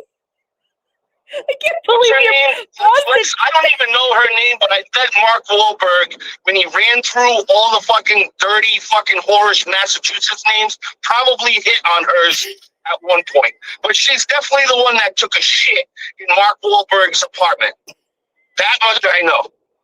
So save your comments about me being vile to yourself. How You look much? like a fucking rail. How much YouTube have you been watching this week? I watched, today's person. Because I find it fascinating that I'm actually a subject to people who supposedly have these fucking amazing shows that they're worried about me. Jeff, That I can't fucking believe you blows- brought up It Boston blows Amy. hang on. It blows my fucking mind that these major fucking supposed to be nationally known, or maybe not. Who the fuck knows? I mean, let's be honest. That's pushing it. Maybe only Aiden can really fucking talk like that. I'll give him credit for that. He is somewhat popular, even though, to be honest, in my circle of work, group, friends, family, have I never fucking talked about Turtle Boy once in 43 fucking years until now. I mean, which is, you know, and I used to listen to Callahan, and he was big into fucking, and really, but never, his name really never came up. But like, I'm fascinated that I am content, me. Like, that's wild, dude. I don't even have a fucking show because I made a comment on your show when you're talking to me, and half the time I'm just fucking running my mouth anyways. I just find it to be funny. And people are catching a case of the ass. Like, this is all, I mean, I guess they're from Denmark, Tennessee, wherever. Like, I guess there's not a lot going on over there. But who the fuck cares about me from Somerset? It's wild. Like, what the fuck? You people have never even met me, never talked to me. You think I'm Mexican? What the fuck? Yikes. It's just wild. So, yeah, I was fascinated because I kept on hearing my fucking name. And it's like, wow, this is all these people have. Like, I mean, other than, you know, I guess not worrying about, maybe he's not that worried about going to jail. I don't know. But then, like, other people just, like, regurgitate what he says and try and make fucking, like, stupid comments. And it's just, wow, it's pathetic. You got nothing better to do? He definitely doesn't. You think you know me because of fucking what he's reading? As if he's reading and telling you the whole story. A guy that verbally fucking claims to fucking he can't fucking stand me and was already thinking I was a piece of shit before it. But he's gonna go through my divorce, cherry pick what the fuck he wants, and then fucking call me deadbeat and all this other fucking shit? Like, what the fuck? You don't fucking know what I've been through. You don't know the relationship I had with my son. And we don't have any pictures. Go check my fucking Facebook. Go check the Warren Little League records to show how I was his baseball coach for years.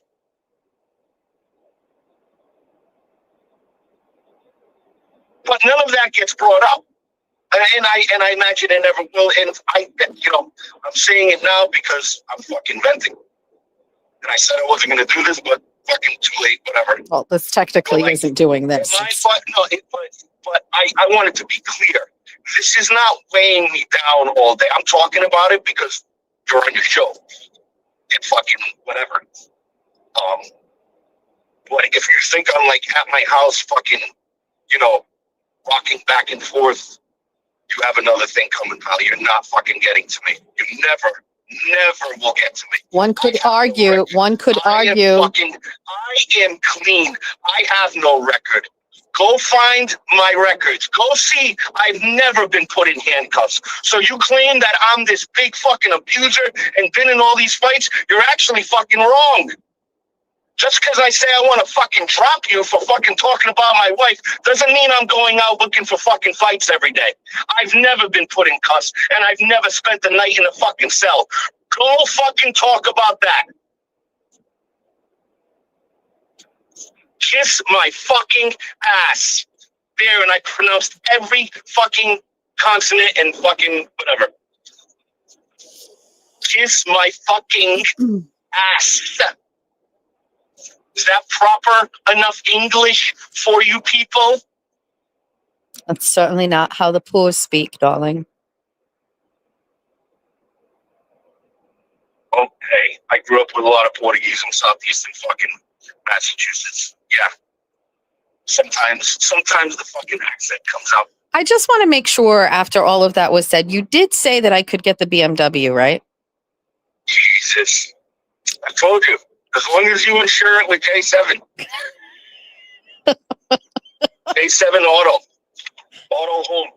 Maybe we can do a bundle package like fucking State Farm. Does she have a Jake? A Jake from J7 Insurance Company? Holy shit. Or is she Jake? She does have a Jake. Yes, she does. See what I mean? I can't believe you're even...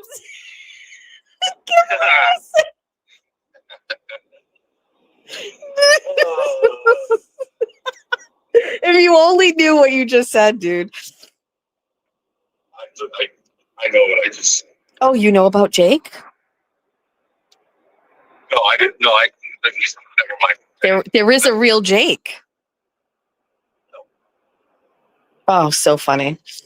I bring her up because I know you love her. I know you love J7. I did watch her show, and I appreciated hearing the other side of it. People actually know you, which means they know me to an extent, and people seeing this kind of fucking this shit for what it is.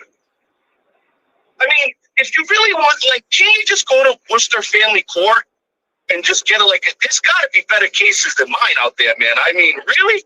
Me? Are you not understanding? He is doing it because he knows the most important thing to me is my family. Well, I told you, I guess I am venting a little bit right now just because I have not had the opportunity to say a fucking word. But I am definitely making it fucking clear that you are not affecting my life in any fucking way whatsoever. It's just it's less about you and it's more about me. And I'm not trying to like discredit everything he's saying about you, but what you don't, because you're not on X and stuff like that. Like he is using these things and saying these things about you so that now every time somebody says something about me. How interested can his viewers be in me? This is what I don't understand. Jeffrey, yes. But I am no fucking celebrity. You are my husband. I am not a national news story. But you're my husband. But I don't care. Why do people care about? You're not getting it. It doesn't matter. I am not worthy. Oh my God, Jeffrey, please stop being so stubborn about this. Yes, we get it. You're not worthy. You're not a public person, but I am. You're my husband. So you are a portion of me. And so it's exploitable. It's really pathetic. It's just horrible fucking content. Like I can't imagine a lot of people. It's not even about the content. The only people that are interested are the people that already hate us. So good, whoopie-doo. It's good for you. Like, wow, you can double down. Preach to your choir, baby. Preach like you never have before. Preach that you're the fucking golden boy. Go ahead. I don't care. You don't know me. The way that he is doing this is because he wants to discredit what I say by talking about your situation with Alex and anything else about me. So that when I say bad things, Jeffrey, stop interrupting me. You are interrupting every statement I try to make. Stop that. Every time he does this and discredits us and makes us out to be squatters, bad parents, and all these things, that means that when I do give my opinion on him, that there is an undercurrent of they're bad people. So you can't listen to what Jess says because look about how her husband is with his son. Look at the fact that they lived in a house and didn't pay rent. Them to fucking see that, then I mean, but again, he's only preaching to people that already fucking don't like you, anyways. Good for him. All right. Good for him. All right. Too much. Nothing will come of this. Nothing. I know that. I have no record, and I can't squat in a house that's in my name. Dumbass. I am a little surprised at how he is like either deliberately not acknowledging facts or he is like stupid and doesn't understand. Why do you think CNN doesn't do interviews with Trump? They don't want you to hear the other side of the fucking story. They don't want you to know. Their only narrative they want to paint is that Trump bad man. That's it. They don't fucking care about the other side. He's not, why would he?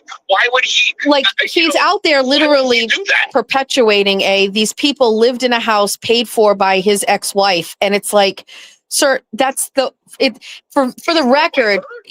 Yeah, he said that. See, I'm only, and I gotta be honest, when I'm listening, I listen for like 5 minutes and then I'm fucking done. It's like, because the very first filing in your divorce was when you were both still owners of the property. And your attorney wrote in the document that Kayla needed to continue to pay her half of the mortgage and the bills. you were still living in the house at the time. She left. And so like while you guys still own the home, your attorney said she needed to pay the bills. Aiden never looked at the dates. I didn't even know you at that time. And what he's doing is he's saying Jessica and Jeff lived in Kayla's house and demanded Kayla pay the bill while they lived there and they were squatters. She had a house. She didn't want it. She tried to get back in. She doesn't because she wouldn't allow us to fucking own the house because it looked better to a judge that I was fucking like, okay, look, he doesn't even have a home to live, which we all know how that went. I can't wait till those fucking tapes are played. But like, it's stupid. I know. He's baiting you. He's baiting me. Keep going, dude. Keep going. I guarantee this will be the last time I mention this. Okay. This will be the last fucking time. It will not happen again. Okay. I will not give him satisfaction that I'm angry about what he said. Yeah, I am angry. I think anybody would be. I'm allowed to be angry about lies.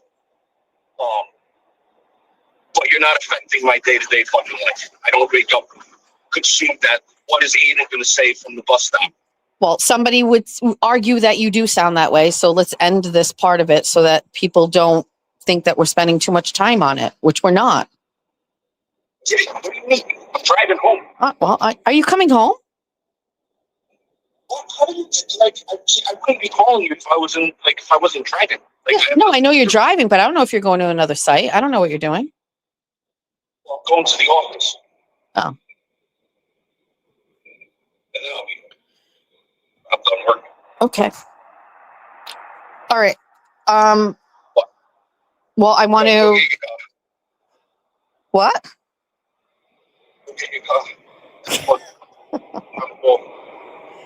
I can't. I'll drive the Mazda.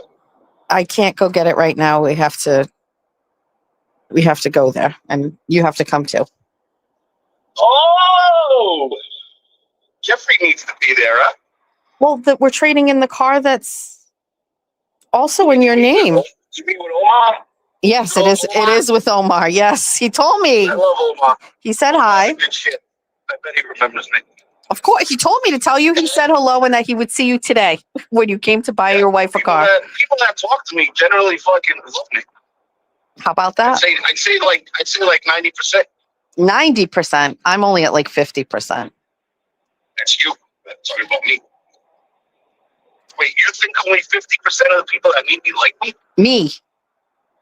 Oh, yeah, that's you, though.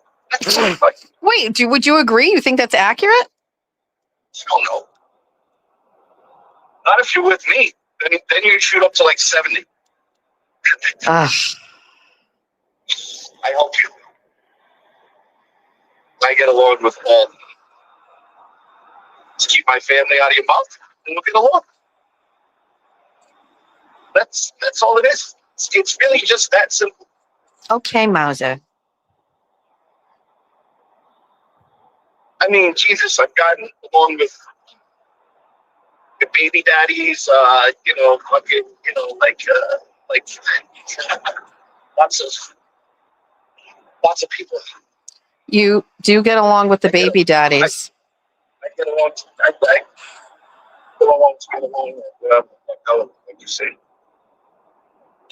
I am most proud of the I don't. co-parenting. I actually do not like to fight with people at all. I avoid it at all costs. You know this. You actually sometimes don't like that about me because I will go out of my way to avoid getting into verbal, physical, especially physical. I don't want to fucking hurt anybody. And I've been in enough fights to have lost a couple. I have a broken knuckle and I have a fucking broken nose that never healed. One from winning, one from losing. Anybody that says he's been in a fight and won them all has never been really in a fight. So, I mean, I'm fucking 43. Think I go out fucking looking for fights, man? Jesus. Wouldn't I have been in handcuffs already? Guess not. Guess not. So I'm not a fucking horrible guy. I'm 90% approachable. Except fucking in the morning when I haven't had coffee yet. Sorry. Sorry if I'm not approachable as soon as when I still got boogers in my eyes. Approachables, not approachable. Approachables. Whatever. You know, and occasionally my wife wants to buy a BMW. I may not be approachable. I may not be. Depends on how much the fucking BMW costs. Thank you. Well, I usually get tired driving, so it's nice to talk to somebody. So I appreciate you talking to me. Oh, I meant thank you for the car. Oh yeah. Well, thank you. Thank you for letting me vent a little bit. I feel a little bit better getting some quick thoughts out of my head. But you're right. I don't need no fucking interview, and I don't need to rebut everything he says. He can say whatever he wants. Enjoy. Look at me saying that nice and calmly. Proud of you. Go ahead. All right. Stop. You're done. Stop. Don't go back to it. The chat loves you. The chat is saying you are loved. People adore you. The chat loves you. They're saying such nice things about you. Well, thank you. Thank you. Here's my approachable voice. Oh, approachables. Without an accent. Oh my God. You keep bringing that up. It shows that it's getting to you. Stop it. I just think it's funny that people from Boston talk about accents. It's weird.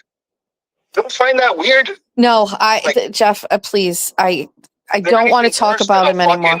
Than parking the car at Harvard Yard? Is there anything worse? I mean, I don't know. I've never had to park my car there. They make fun of our cat language. Well, that was never supposed to be public, but okay. That's just a me and you thing. I had to explain to people how our marriage survives using cat language. Yeah, they should try it because most of the people talking about us are alone.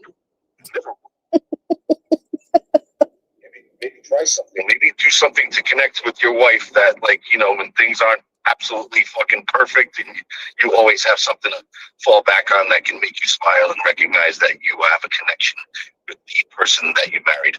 Or you could just be alone and hide behind a fucking laptop and just fucking talk to yourself all day. Talk to a chat, bro. Jesus Christ.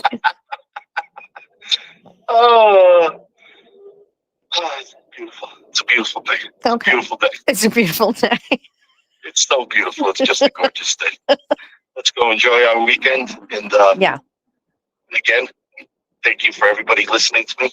But it'll be the last time I talk about it. And that's it. Okay. Other than that, you have a wonderful day, Mrs. Machado. I will. Thank you. No, thank you. Seven blessings to you, sir. Sorry, I've been watching Game of Thrones. Hey, do you have anybody that's House of Dragons fans? I don't know. I don't discuss that show. I never watch it. What? Yeah.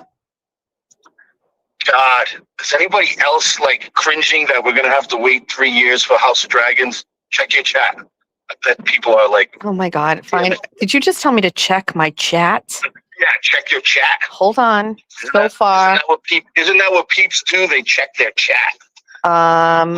So far, no, nobody. Hold on. It takes a second.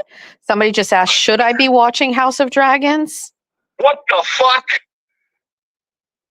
I don't know. Should you breathe oxygen? Yes. Jeff, we just waited like 10 years, Lauren said. See? I know. Now we gotta wait another fucking... I'm gonna be dead by the time they finally finish this freaking... I tried reading the book. It's just not as fun when you can see it. I'm desperately sad. So I immediately started watching Game of Thrones again for like the 300th time. And I do miss the Queen of Dragons. When is the Gilded Age starting back up again? Gilded Age. I don't know. Probably when I'm done with Game of Thrones, and then I'm going to watch The Sopranos again, and then usually something new will pop up. Right now is Hard Knocks Seattle, which has kind of actually been boring. Yeah, it's just not as good as some of the other ones. J7 says, shout out House of Dragons. Yeah, no shit. Winter is here. It is. Well, yeah, it is. No. Yeah. No. In House of Oh, Dragons. what about Ted Lasso? You want to watch Ted Lasso? No, God, no. Why? I love him. Because comedies are just bored. The only comedy series I like is Curb. Oh, I know, Jeff. Let's just watch like fucking Wedding Crashers and Old School for the 50th time. Okay. Done. Step Brothers. Hello. Let's watch it for the 50th time. I've definitely watched Old School more than 50 times. I will venture to say that if I walk into the living room, there's a 50% chance that Old School is on the on the TV. It's the greatest shit ever. That's the modern day Animal House. I agree with that. They don't play Oh, Animal honey, House somebody like just that. said in the chat, no Borat. Huh? Oh. Because you almost died, Mauser. Borat. Don't cough! No! I can't call. Borat has gotten a little too Sasha, right? Isn't it Sasha? My boy Cohen, Blue. right? No, they're talking about Borat because you almost My God, died. what's his name? Is his name not Sasha Cohen? Sasha Baron Cohen. Okay, thank you. I would have to He call has gotten- 611. Wait, Kudish. He has No, gotten I'm just going to keep political. interrupting you. They're talking about it was the night that you coughed and almost died. Oh, I heard that didn't really happen. I I did. don't know. I blacked out. I have the body cam. I had to get it in case they said they were trying to say I lied. I got the body cam footage. Cares?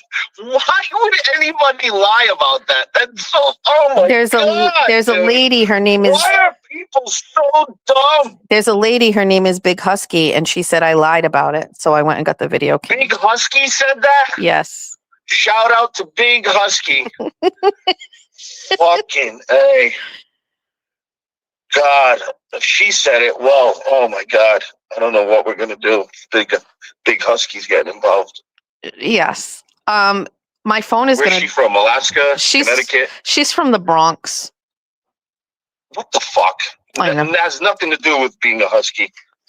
I love the Yankees, though. I call her So- Big Husky because she has a very husky voice. Oh, I thought you meant she called herself Big Husky. No, it's my special nickname for her. What the fuck? She deserved it. Yeah. All the kids are here. The dogs are here. My phone is on 5%. I think it's time to end it. I did write a song about Big Husky. Can I play it for you for 1 second, Jeff? Hold on. No, you're just only going to hear 1 minute of it. Hold on 1 second. It's Big Matt. Do I even have Big Husky on here? Oh, I didn't don't. write the song. I did. Terminator did. No, I wrote it. I don't have Big Husky on here. Wow, that's crazy. The Terminator wrote it. I don't have Big Husky on my list here. It's on the laptop. So sad I wrote it. I don't have it. Okay, I'm so sad. I was so looking forward to hearing it. It's really good. I'm shocked I don't have it uploaded here. What's going on here? It's a shame. Quincy's That's going okay. crazy. All right, Mauza, I'm going to get off the phone with you. Okay, we'll see you later. Okay. Thanks for everybody listening. Everybody, Thanks, Jay. Thanks, J7, for our new insurance policy. Appreciate that. Let's do the big bundle. Let's bundle car, auto, home. No, that's the same thing. Car, auto. What is it? Auto, home, and what's the third one? Is there a third one? life insurance. Life. I'll definitely need that. I don't think life insurance isn't included in that. It's just home and auto, bundle home and auto. I would like to get life insurance from J7 before I watch Borat again. Don't even joke about it. Everybody's saying, have a good day, Jeff D. We love you, Jeff C. Bye, Jeff C. Have a great weekend, Jeff C. Bye, Jeff C. with guitar emojis. We'll be jamming. Okay. All right, later. Okay, later. Love you. Bye. Love you. Bye. All right, chat. What is going on?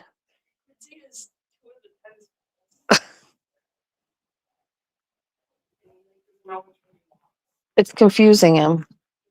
I'm assuming you're all down here because you want some sort of breakfast coffee combo. You have work at 4 p.m. today? Jack, are you working today? Okay.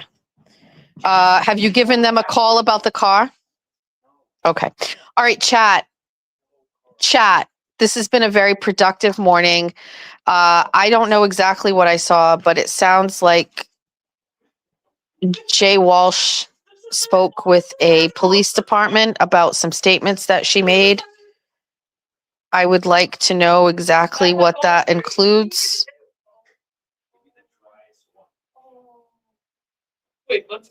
I will wait for a text message. It's chaotic here right now.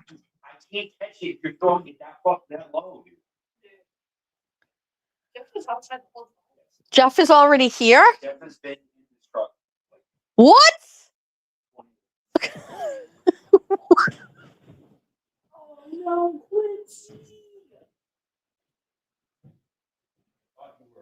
I was not aware. I'm assuming he's going to the office.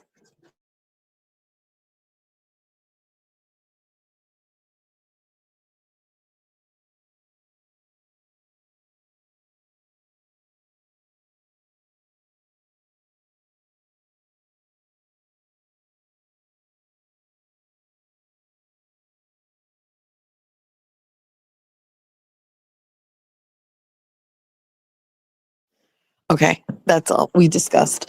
All right, we're gonna end. This has been a very productive 3 hours and 40 minutes of live streaming. J7 is here. I don't know if you can you talk about things?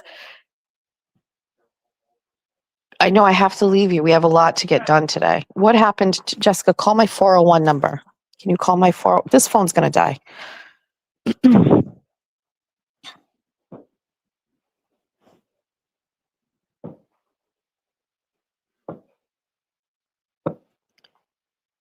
Can we go to the office? I don't want to, I have to, the children are here.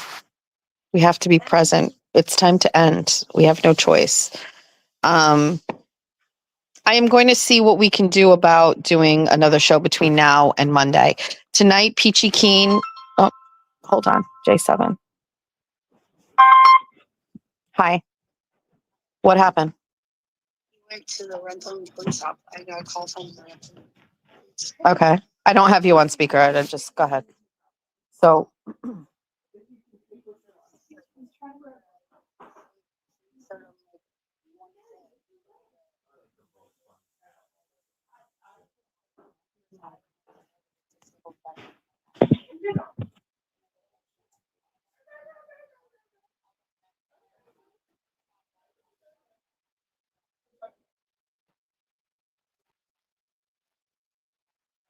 what was the statement that he referenced that he brought to them?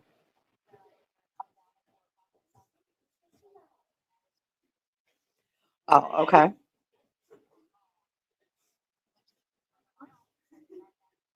Right.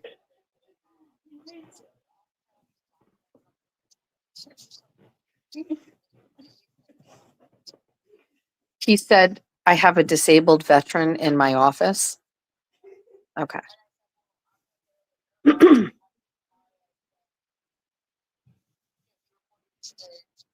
Right, right,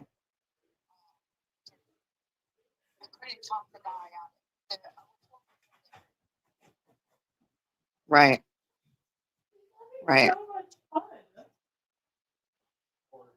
So what did the police officer instruct you to do? Not speak of it?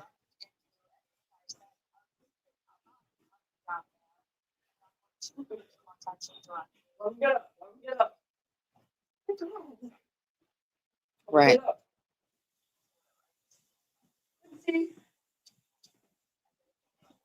Right, right. Well,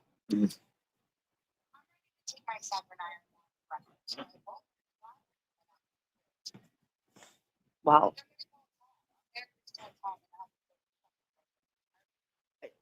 maybe just wait and think things through.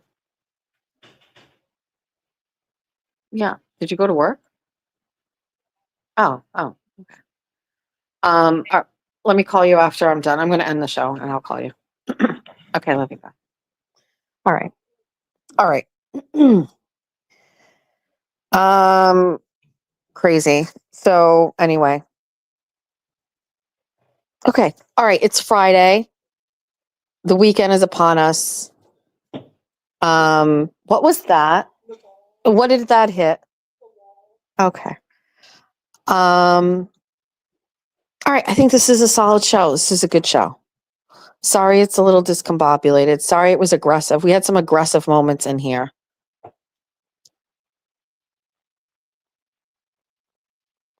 Dave Matthews' neighbor is back. I thought we blocked you. Actually, you know what? You're somebody I never blocked because I always feel like we should be able to listen to both sides of things. Peachy Keen is on YouTube tonight. Thank you. Thank you. Thank you.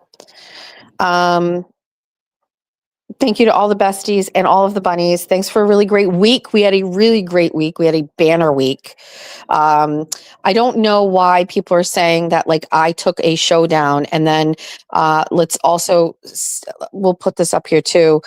Megan Fox, like going all in on these statements and saying like, Jess Machado, if your show got taken down, how are you even able to stream? When this has happened to me, I've lost my ability to stream. I don't know what else to tell you. Sometimes I think maybe you shouldn't go all in on statements. Here is the email I received from YouTube. It says, we reviewed jail and other places I have never been again and confirmed it is not allowed under our harassment policy. On a previous email, it gives the timestamp.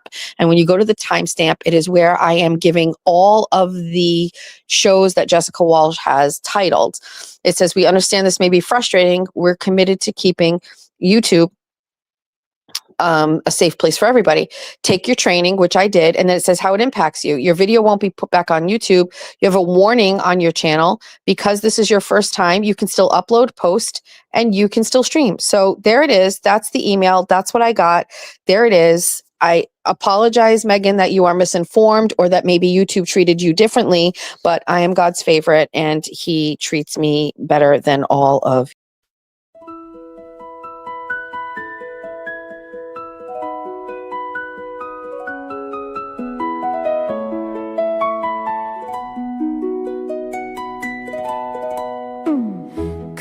Listen to me, baby. I'm gonna talk all night long about everything so boring and maybe even a song. But don't worry, baby, you won't ever want to miss. No matter what I start with, we always come back to this. It doesn't matter where we start, I will take it there. Forget where this was gonna go, I can't help myself. It's always gonna be sex, sex, sex, sex. Even Hans Christian Andersen doesn't stand a chance. Give me his stories and I will give you sex. There's a trial on TV, let's pull it on the screen. I see the judge drop the gavel, but what rules is your vagine. I am a master builder, brick by brick I build, I'm real mean. Everything is awesome, but have I mentioned my special peen? It doesn't matter where we start, I will take it there. Forget where this was gonna go, I can't help myself. It's always gonna be sex, sex, sex, sex. Even Hans Christian Andersen doesn't stand a chance. Give